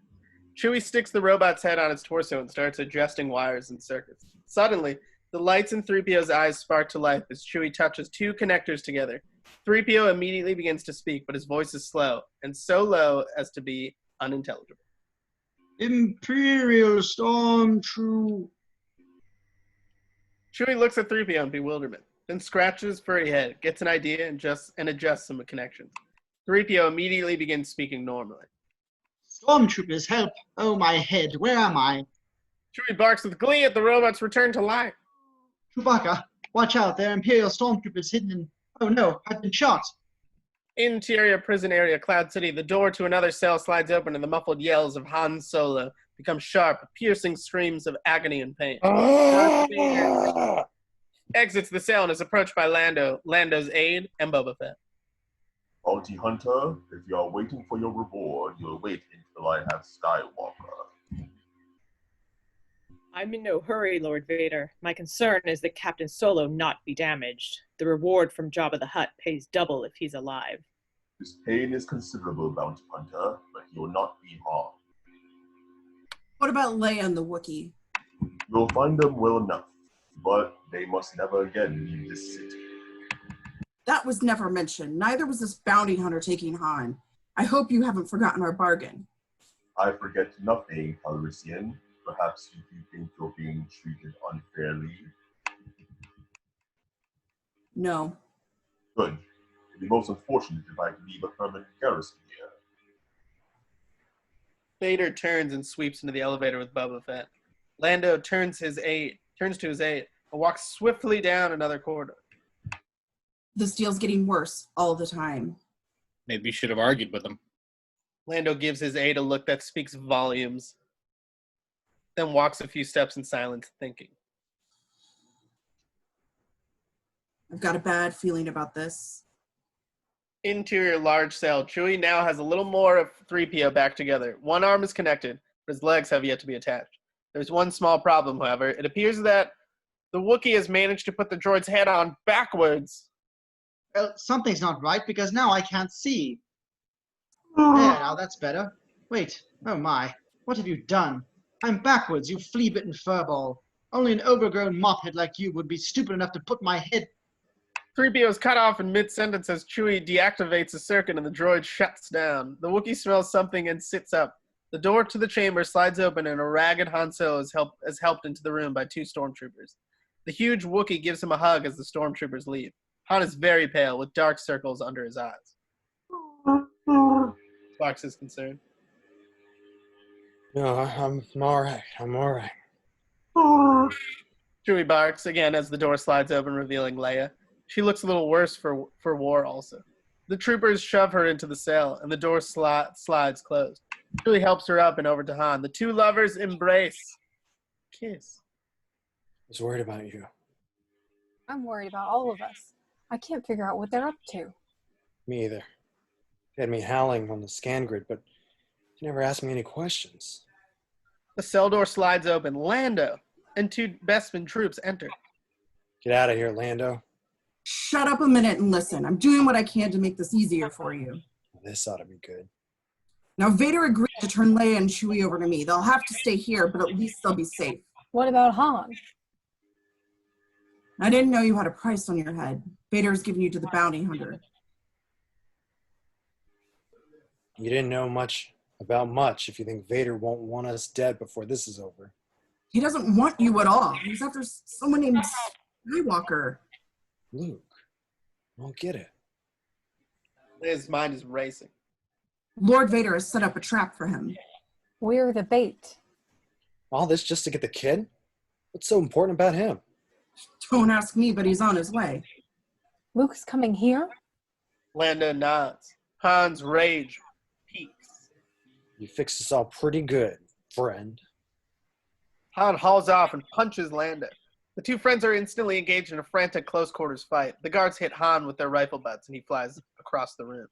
Chewie growls and starts for the guards. They point their laser weapons at the giant Wookiee, but Lando stops them. Oh, don't shoot! I've done what I can for you. I'm sorry it's not better, but I've got my own problems. I've already stuck my neck out further than I should. Yeah, you're a real hero. Lando and the guards leave. Han wipes the blood from his chin as Leia and Chewie help him onto one of the bunks. You certainly have a way with people. Exterior Luke's X-Wing space Bespin system. Full shot X-Wing past camera toward Bespin in the distance. Interior cockpit Luke's X-Wing. Luke is grim face as he pilots his course to Bespin. R2 beeps and whistles to Luke, which reads out on the scope. Yeah, I'm sure 3PO was with them. Just hold on, we'll be there soon. Exterior Luke's X-Wing. Close-up side R2 starts left to right. Interior carbon freezing chamber Cloud City Bespin. Armor-suited Star Troopers rush about the large chamber, which is filled with pipes and chemical tanks. In the middle of the room is a square pit housing a hydraulic platform. Darth Vader and Lando stand near the platform. This facility is crude, but it should suit our needs. An aide appears. We have a ship approaching of the X-Wing class. Good. Monitor Skywalker's progress and allow him to land. We'll have the chamber ready for him shortly. We only use this chamber for carbon freezing. If you put him in there, it'll kill him. I think not, but I don't wish my prize to be damaged. We'll test it first. Bring in Captain Solo. Lando's face registers his dismay. Exterior Luke's X-Wing Cloud City space. Full shot X-Wing through clouds, side tracking, pan as ship approaches city. Interior cockpit Luke's X-Wing. Luke scans his display panels with concern. You haven't picked up any patrol ships? Beeps negatively, which prints out on a panel. Interior carbon freezing chamber Cloud City Bespin. With Boba Fett in the lead, a squad of stormtroopers bring in Han, Leia, and Chewie. Strapped to Chewie's back with only his head, torso, and one arm assembled is 3PO. 3PO's head faces the opposite direction from Chewie's. The droid is constantly twisting around in a vain effort to see what's happening. His one attached arm is animate and expressive, intermittently pointing, gesturing, and covering his eyes. The remaining pieces of his body are roughly bundled to the Wookiee's back. His legs and other arms stick out at odd angles from the back.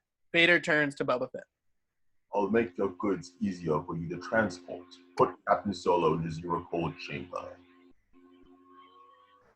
But the chamber is for power goods. What if he doesn't survive? This slime is worth a lot to me. The Empire will pay for the loss. Bring him forward. No! Chewie lets out a wild howl and attacks the stormtroopers surrounding Han. Within seconds, many Imperial reinforcements have joined the scuffle. The giant Wookiee is clubbed with laser weapons. From the instant of Chewie's first move, 3PO is screaming in panic while he tries to protect himself with his one arm. Wait, what are you doing? Oh no, don't hit me. No, it doesn't mean it. Calm down, you hairy fool. Ouch, I didn't do anything. The stormtroopers are about to bash Chewie in the face. Chewie, no. Stop it, Chewbacca. Han breaks away from his captors. Vader nods to the guards to let him go, and the pirate breaks up the fight. Oh yes, stop, thank heavens. Han gives the Wookiee a stern look, then a big hug. Save your strength for another time, Chewie. And the odds are better. Han winks at the Wookiee. He barks a doleful farewell. Sure, I'll see you again, too. Keep well. You better chain him until it's over. In a flash, the guards have slipped binders on Chewbacca, who is too distraught to protest. Han gives his furry friend a final hug and turns to Princess Leia. He takes her in his arms, and she gives him a passionate kiss. I love you. I know. He sheds his cocky smile and gives her a soft kiss on the forehead. Tears roll down Leia's face as she watches the dashing pirate walk to the hydraulic platform. Lando, too, watches with anguish. Imperial guards position Han on the platform and quickly bind his arms and legs. They step back. Han looks one final time at his friends, and suddenly the platform drops. Han disappears into the steaming vat of sub-zero cold. Chewie howls. Leia turns away in agony. Lando winces in sorrow. It makes a life-changing impression on him. Instantly, a ladle of fiery liquid moves over the vat, tilts and pours, creating a shower of sparks and fluid as great as any steel furnace. Chewie is half turned away from the sight, giving 3PO a view of the procedure. They're encasing him in carbonite. It's high-quality alloy, much better than my own. He should be quite well protected if he survived the freezing process. Chewie is in no mood for technical discussions. He gives the droid an angry glance. A huge mechanical tongue lifts the metal-encased space pirate out of the vat and places him before Vader, Boba Fett, and Lando. Technicians inspect the metal mummy with various electronic probes, drilling holes and attaching hoses. He's alive and in perfect hibernation. He's all yours, bounty hunter. Press the chamber for Skywalker. He's just landed, my lord. See to it that he finds his way here. I'll take what's mine now. Take them, but I'm keeping the detachment of troops here to watch over them.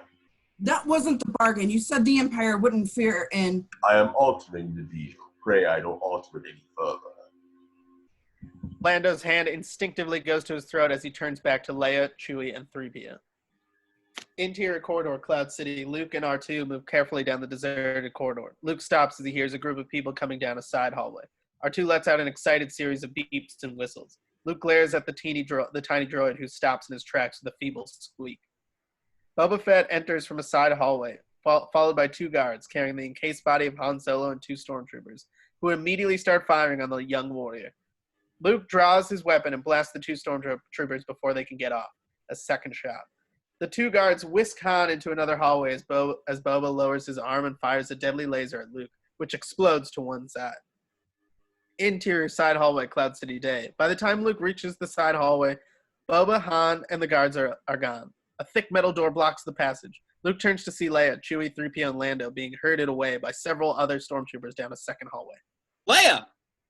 Luke, no, it's a trap.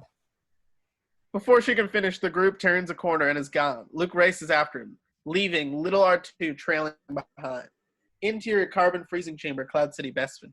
Luke runs into the zero cold chamber and stops for a second to get his bearings. Leia and the others are nowhere in sight.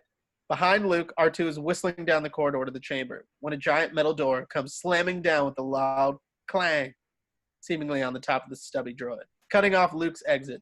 Several more doors clang shut, echoing through the chamber. Clang. Interior hallway leading to chamber, Cloud City, Bespin. R2 is standing with his nose up against the giant metal door. He whistles a long sigh of relief and, a little dazed, wanders off in the other direction.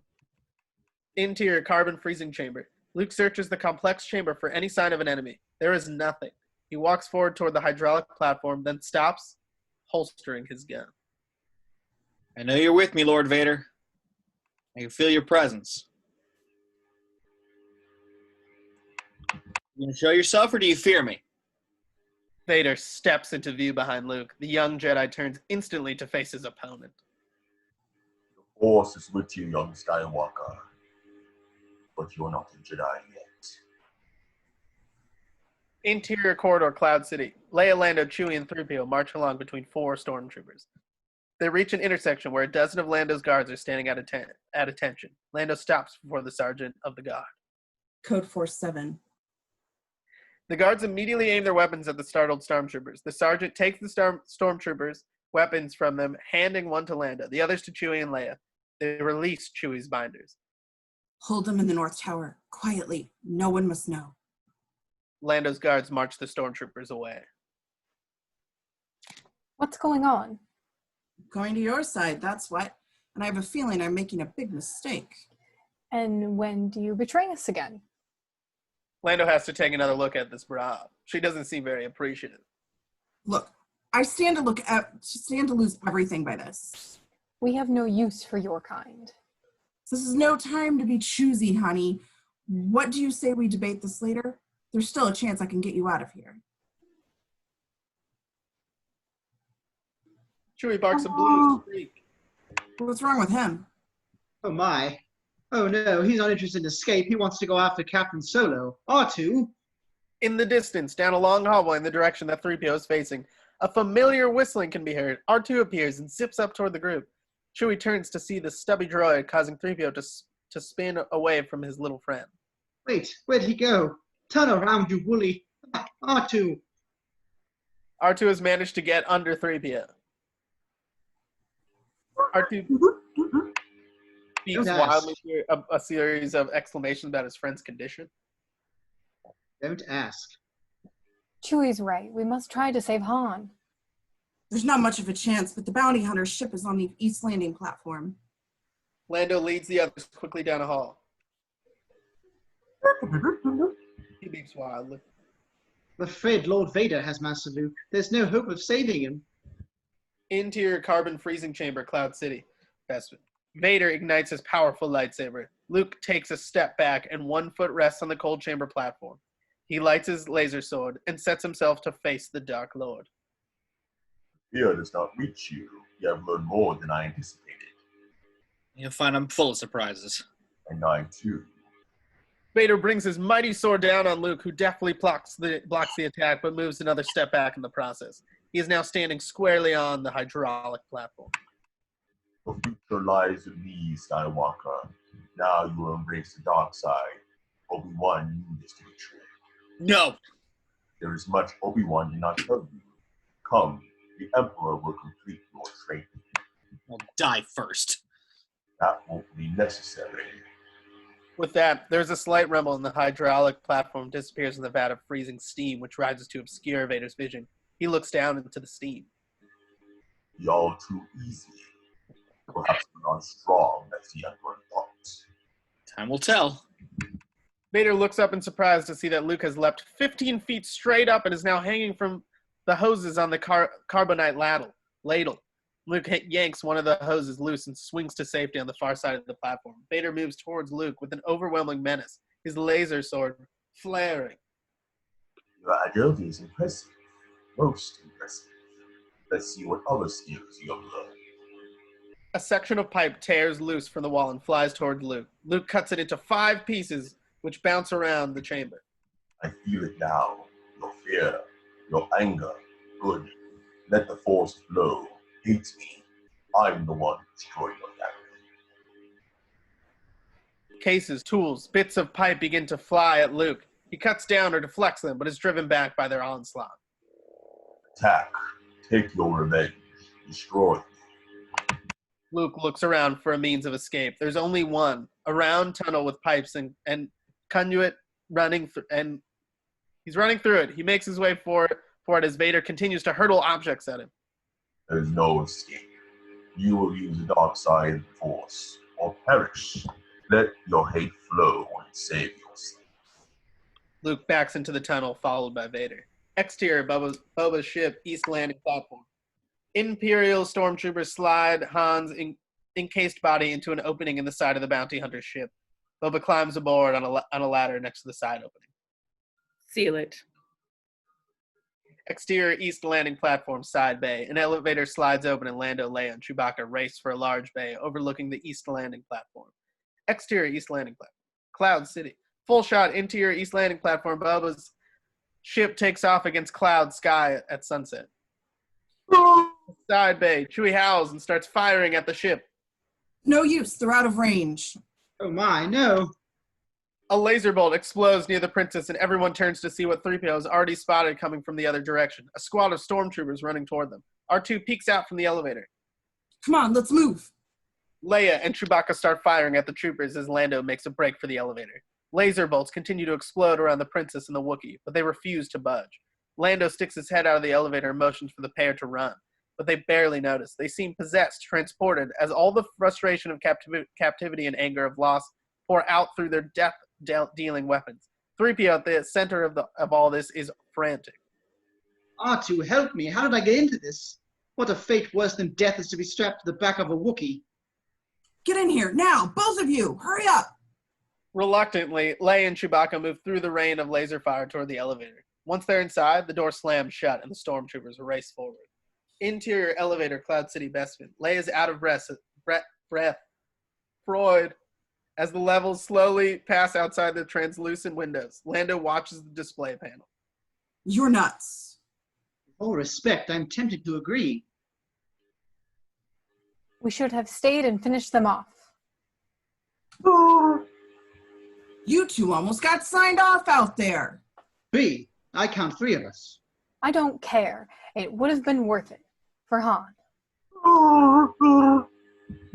Very noble. Not smart, but noble. You've probably never done an honorable thing in your life. Sure I did. Once. It turned out lousy. One chance have we got in here. What are we going to do when they cut? Suddenly, the elevator stops with a jolt and the main lights go out, leaving only the running lights. The power.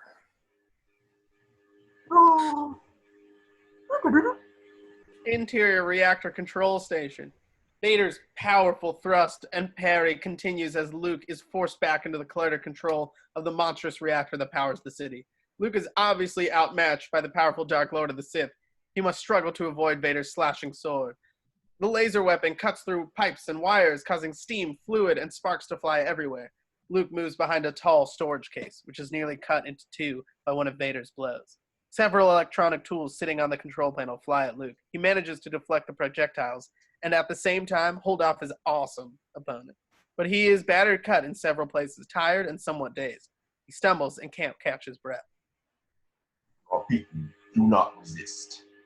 Luke lunges at Vader and attempts to put the Dark Lord on the defensive. He succeeds in nicking the giant warrior on the shoulder. Vader reacts, but is quite unhurt. You'll destroy yourself as Obi-Wan. Luke is breathing hard, but the mention of Ben has a curious effect on him. He stands motionless for a moment, thinking. He closes his eyes.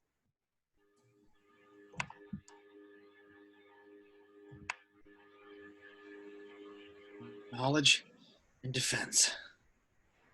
A calm comes over Luke as Vader raises his sword and starts another attack. Using the Force, Vader hurtles large objects at Luke, but the boy deflects them with the good side of the Force. Luke is backed up against a large round window. It overlooks a narrow scaffold. and beyond an awesome abyss that drops away to the glowing reactor many miles below. Join me, or you will join Obi-Wan in death. A large tool case rises and speeds towards Luke. He deflects it slightly and smashes through the window, creating a massive rush of air. The gust knocks Luke off balance and sends him flying out the window after the tool case.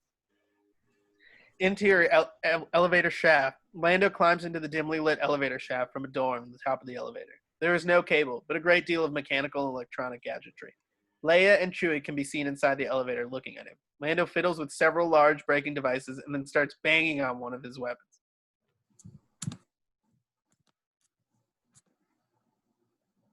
You'd better know what you're doing, or this is going to get very messy. Don't worry about a thing. I'll get us going. Interior elevator. R2 has found a computer outlet in the side of the elevator control panel, beeping and whistling madly. He inserts his control arm in the socket. R2 can release the brakes to the central controls. Lando pops his head in as a loud clanking echoes through the shaft. Then do it! They're breaking in! He beeps snappily. With a jolt, the brakes release and the elevator rockets into the oblivion. Leia, Chewie, and 3PO are smashed to the ceiling. Interior elevator shaft. Elevator races from camera with Lando hanging on the back. Reverse! Stop it! Stop! Interior elevator. R2 whistles madly, but the elevator doesn't stop. Oh my, he's lost contact. Interior elevator shaft. Lando managed to hang on with one hand and fire his laser pistol at the huge brake with the other. A direct hit, and the brake snaps closed, stopping the elevator instantly with a loud, horrible screech. Interior gantry. Control room. Reactor shaft. The shaft is noisy with wind. Then the wind stops, and all that can be heard is the echoing footsteps of the Dark Lord. A haggard Luke is dangling over the abyss, struggling to climb back onto the gantry before Vader arrives. He still holds his lightsaber as he hoists himself back onto the metal walkway. Vader brings his sword down before Luke can stand, but the young Jedi manages to block the blow. He scrambles backwards down the ramp with Vader following, slashing at the youth. In the distance, the muted roar of the wind blast can be heard getting ever closer until the two warriors are engulfed in blast of wind that almost knocks them off the gantry. Luke manages to stand in the wind and return Vader's powerful blows. The two battle furiously along the gantry. Vader cuts away part of the railing that Luke is holding. Luke notices with awe as the railing is lifted by the wind. He lets go and the metal floats away. The wind stops and the fighting becomes even more intense. The deadly buzz of the laser swords reverberates through the vast power shaft. An alarm sounds and the public address system inside the control room crackles. Fugitives heading for transport platform Southwest 1. Secure all transport. Your friends may have escaped, but you are doomed. Not yet. Luke slashes at Vader again, renewing the fight. Luke's sword whistles past Vader, and the young warrior is thrown off balance, his guard down. Vader's lightsaber flashes out with deadly skill and cuts Luke, almost forcing him off the edge. He can barely stand. He wipes the tears from his eyes, but still can barely focus on his massive opponent. Interior corridor leading to landing platform Bespin. The Millennium Falcon can be seen for a moment before the main door leading to the landing platform slams shut. Leia, Lando, Chewie, and the droids round a corner. They duck into the alcove at the main door just as stormtroopers arrive at both the ends of the hall and start firing. The band of rebels squeeze into the little alcove as a rain of laser bolts stream past and explode around them. Chewie blasts away at the stormtroopers. Leia punches buttons on the door's control panel. We've got to find Luke. His fate is sealed. You'll be lucky to get out yourself. All systems are on alert. Everything's locked. R2, the control panel. You can override the alert systems. 3PO points to the computer socket on the control panel. Little R2 beeps and scoots over to the panel and sticks his computer arm into the socket. R2's circuits light up, the head spins around wildly, and he begins to smoke. Lando pulls him away. Well, next time you pay more attention. I'm not supposed to know power sockets from computer feeds. I'm an interpreter. Anybody else got any ideas? All right. Good, Jeremy. Interior gantry, outside control room, reactor shaft, Bespin. On the railing, Luke and Vader continue to duel out with their lightsabers, delivering blow after blow. Vader gets the upper hand and pushes Luke down. Vader points his lightsaber towards Luke's head. You are beaten. It is useless to resist. Don't destroy yourself just as Obi-Wan did. At the mention of his master, the one Vader murdered unleashes a rage in Luke as shoves away the red lightsaber with his own. Luke gets up, and as Vader tries to strike him down, Luke gets the best at the moment, even striking Vader's armor on his right shoulder. Vader grunts from the mild pain. Furious, Vader tries to go after Luke and uses his lightsaber to strike down the antennas of the reactor shaft, blocking his way towards Luke. Luke tries to defend himself by using his lightsaber with only his one right hand until Vader gets the upper hand and dismembers Luke's right hand. Luke screams in pain. There's no escape. Don't make me destroy you. Luke slowly starts to back away from Vader to the other edge of the reactor shaft. Do not realize your importance. You've only become to discover your power. Join me, and I will complete your training. With our combined strength, we can end this destructive conflict and bring order to the galaxy. Luke reaches the edges of the reactor shaft. I'll never join you. Only knew the power of the dark side. Obi-Wan never told you what happened to your father. He told me enough. He told me you killed him. No, I am your father. Luke's eyes widen, horrified. He feels his heart racing. He refuses to believe Vader. No, it's not true. It's impossible. Search your feelings. You know it to be true. Luke lets out a cry, a young man in both denial and acceptance of the truth. No! No! Luke, you can destroy the Emperor. He has foreseen this. It is your destiny. Join me, and together we can rule the galaxy as father and son. Luke looks down at an endless pit below him, thinking of a way to escape. Come with me. It is the only way. As Vader says this, Luke drops. He drops down the pit. Go, General. Interior shaft, small exhaust pipe. Suddenly, Luke is sucked into a small exhaust pipe in the side of the shaft. Vader sees this. He turns and hurries off the platform. Interior exhaust pipe, trucking full shot as Luke tumbles through the exhaust pipe. Exterior, bottom of city, exhaust pipe, dust. Luke is spit out of the exhaust pipe on the underside of the city. He manages to grab a protruding weather vane at the exterior mouth of the pipe. Exterior, bottom of city. Full shot, Luke hanging on weather vane on bottom of the city. Dangling helplessly above the awesome cloud sea hundreds of miles below, he struggles in vain to pull himself to safety. Finally, he closes his eyes and begins to concentrate. Leia, I need you. Luke swings in the gentle breeze of the cloud planet. Interior corridor leading to landing platform. R2 has dismantled the control panel next to the service door and is working with the wires. His work has enabled Lando to hook into the public address system.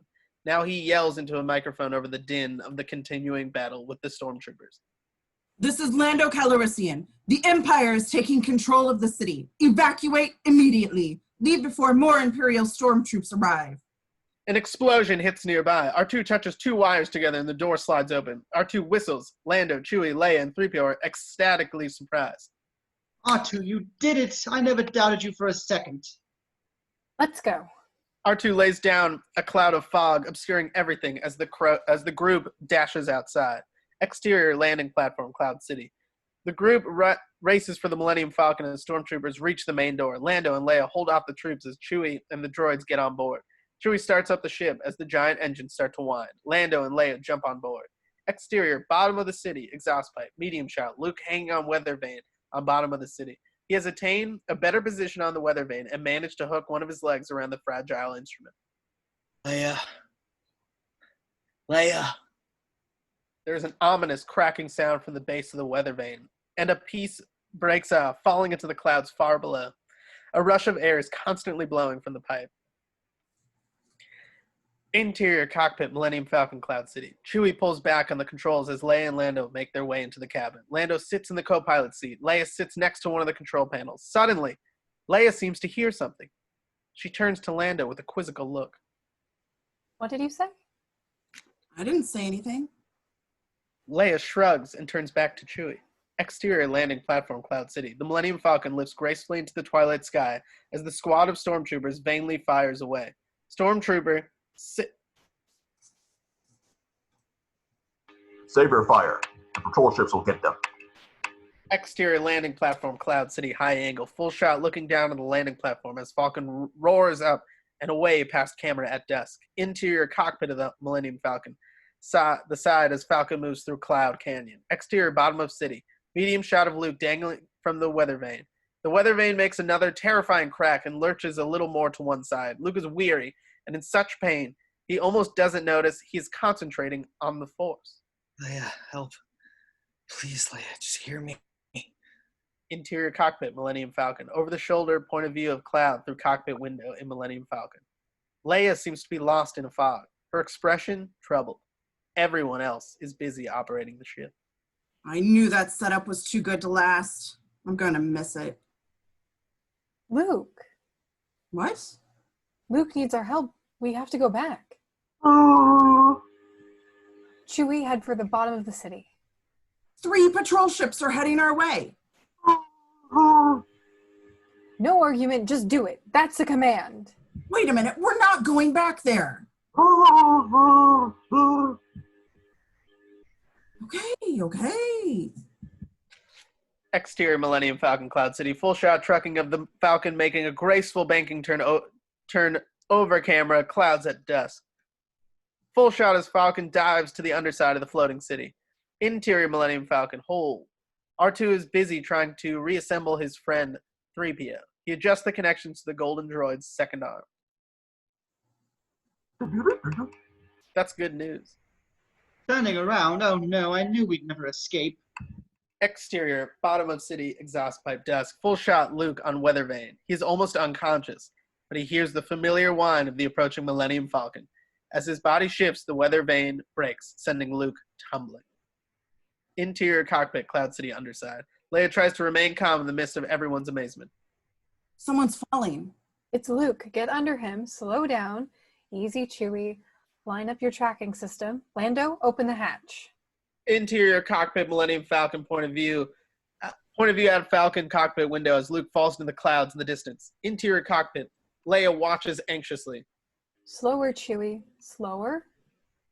Closer point of view at cockpit window of Luke getting bigger as the Falcon closes on him until his falling body skims the cockpit window and lands with a thud on the outside hull of the ship. Exterior Millennium Falcon hull, Cloud City, dusk. The hatch pops open with a hiss of pressure.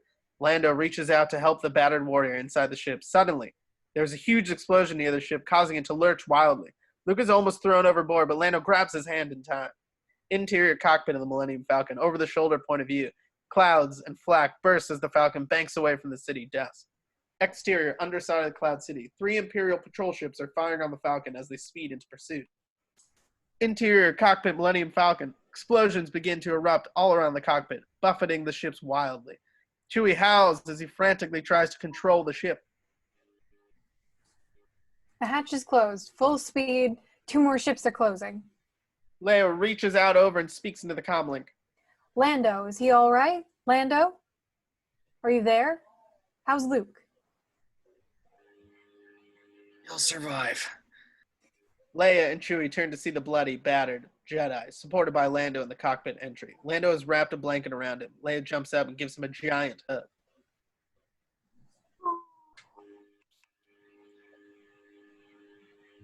We're not out of this yet. A huge flak burst rocks the ship. Exterior Millennium Falcon space, full shot. The Falcon speeds away from the planet over camera, followed by 2 Imperial ships. Full shot, the Falcon away from camera and into space, followed by 2 Imperial ships. Interior cockpit, Millennium Falcon. Lights flash and muted alarm buzzers sound. 3PO leaves the cockpit. Luke is strapped into the seat across from Leia. The deflector shields are gone. Are the coordinates set? Chewie nods. Leia looks at the control panel warily. This hyperdrive had better work. I've never seen it fail. Leia and Chewie exchange a look. I'm sure my men fixed it. We've got nothing to worry about. That sounds familiar. Another explosion rocks the ship. Okay, Chewie, it's now or never. Chewie barks his agreement. The Wookiee shrugs and pulls back on the light speed throttle. Interior cockpit, Millennium Falcon space point of view, full shot over the shoulder, out cockpit window, stars that streak and go into hyperspace. Exterior, Millennium Falcon space, full shot, space. The Falcon speeds away from camera and disappears into nothingness. Exterior space remains of Rebel fleet, Star Cruiser. Full shot, motley Rebel fleet in space. Millennium Falcon is attached to a huge Rebel cruiser by a docking tube. A large star is nearby. Interior bridge area, Star Cruiser. The bridge area of the Star Cruiser is relatively quiet. Most of the crew is busy working at the control panels. Several generals are gathered around Lando and Chewie and one by one bow before them. Luke and Leia are standing nearby. Leia bows before Lando and Chewie, then gives the large Wookiee a big bear hug. Luke shakes Lando's hand and pats him on the shoulder. He then moves to Chewie and starts scratching his chest vigorously, which the Wookiee loves. He barks his enjoyment.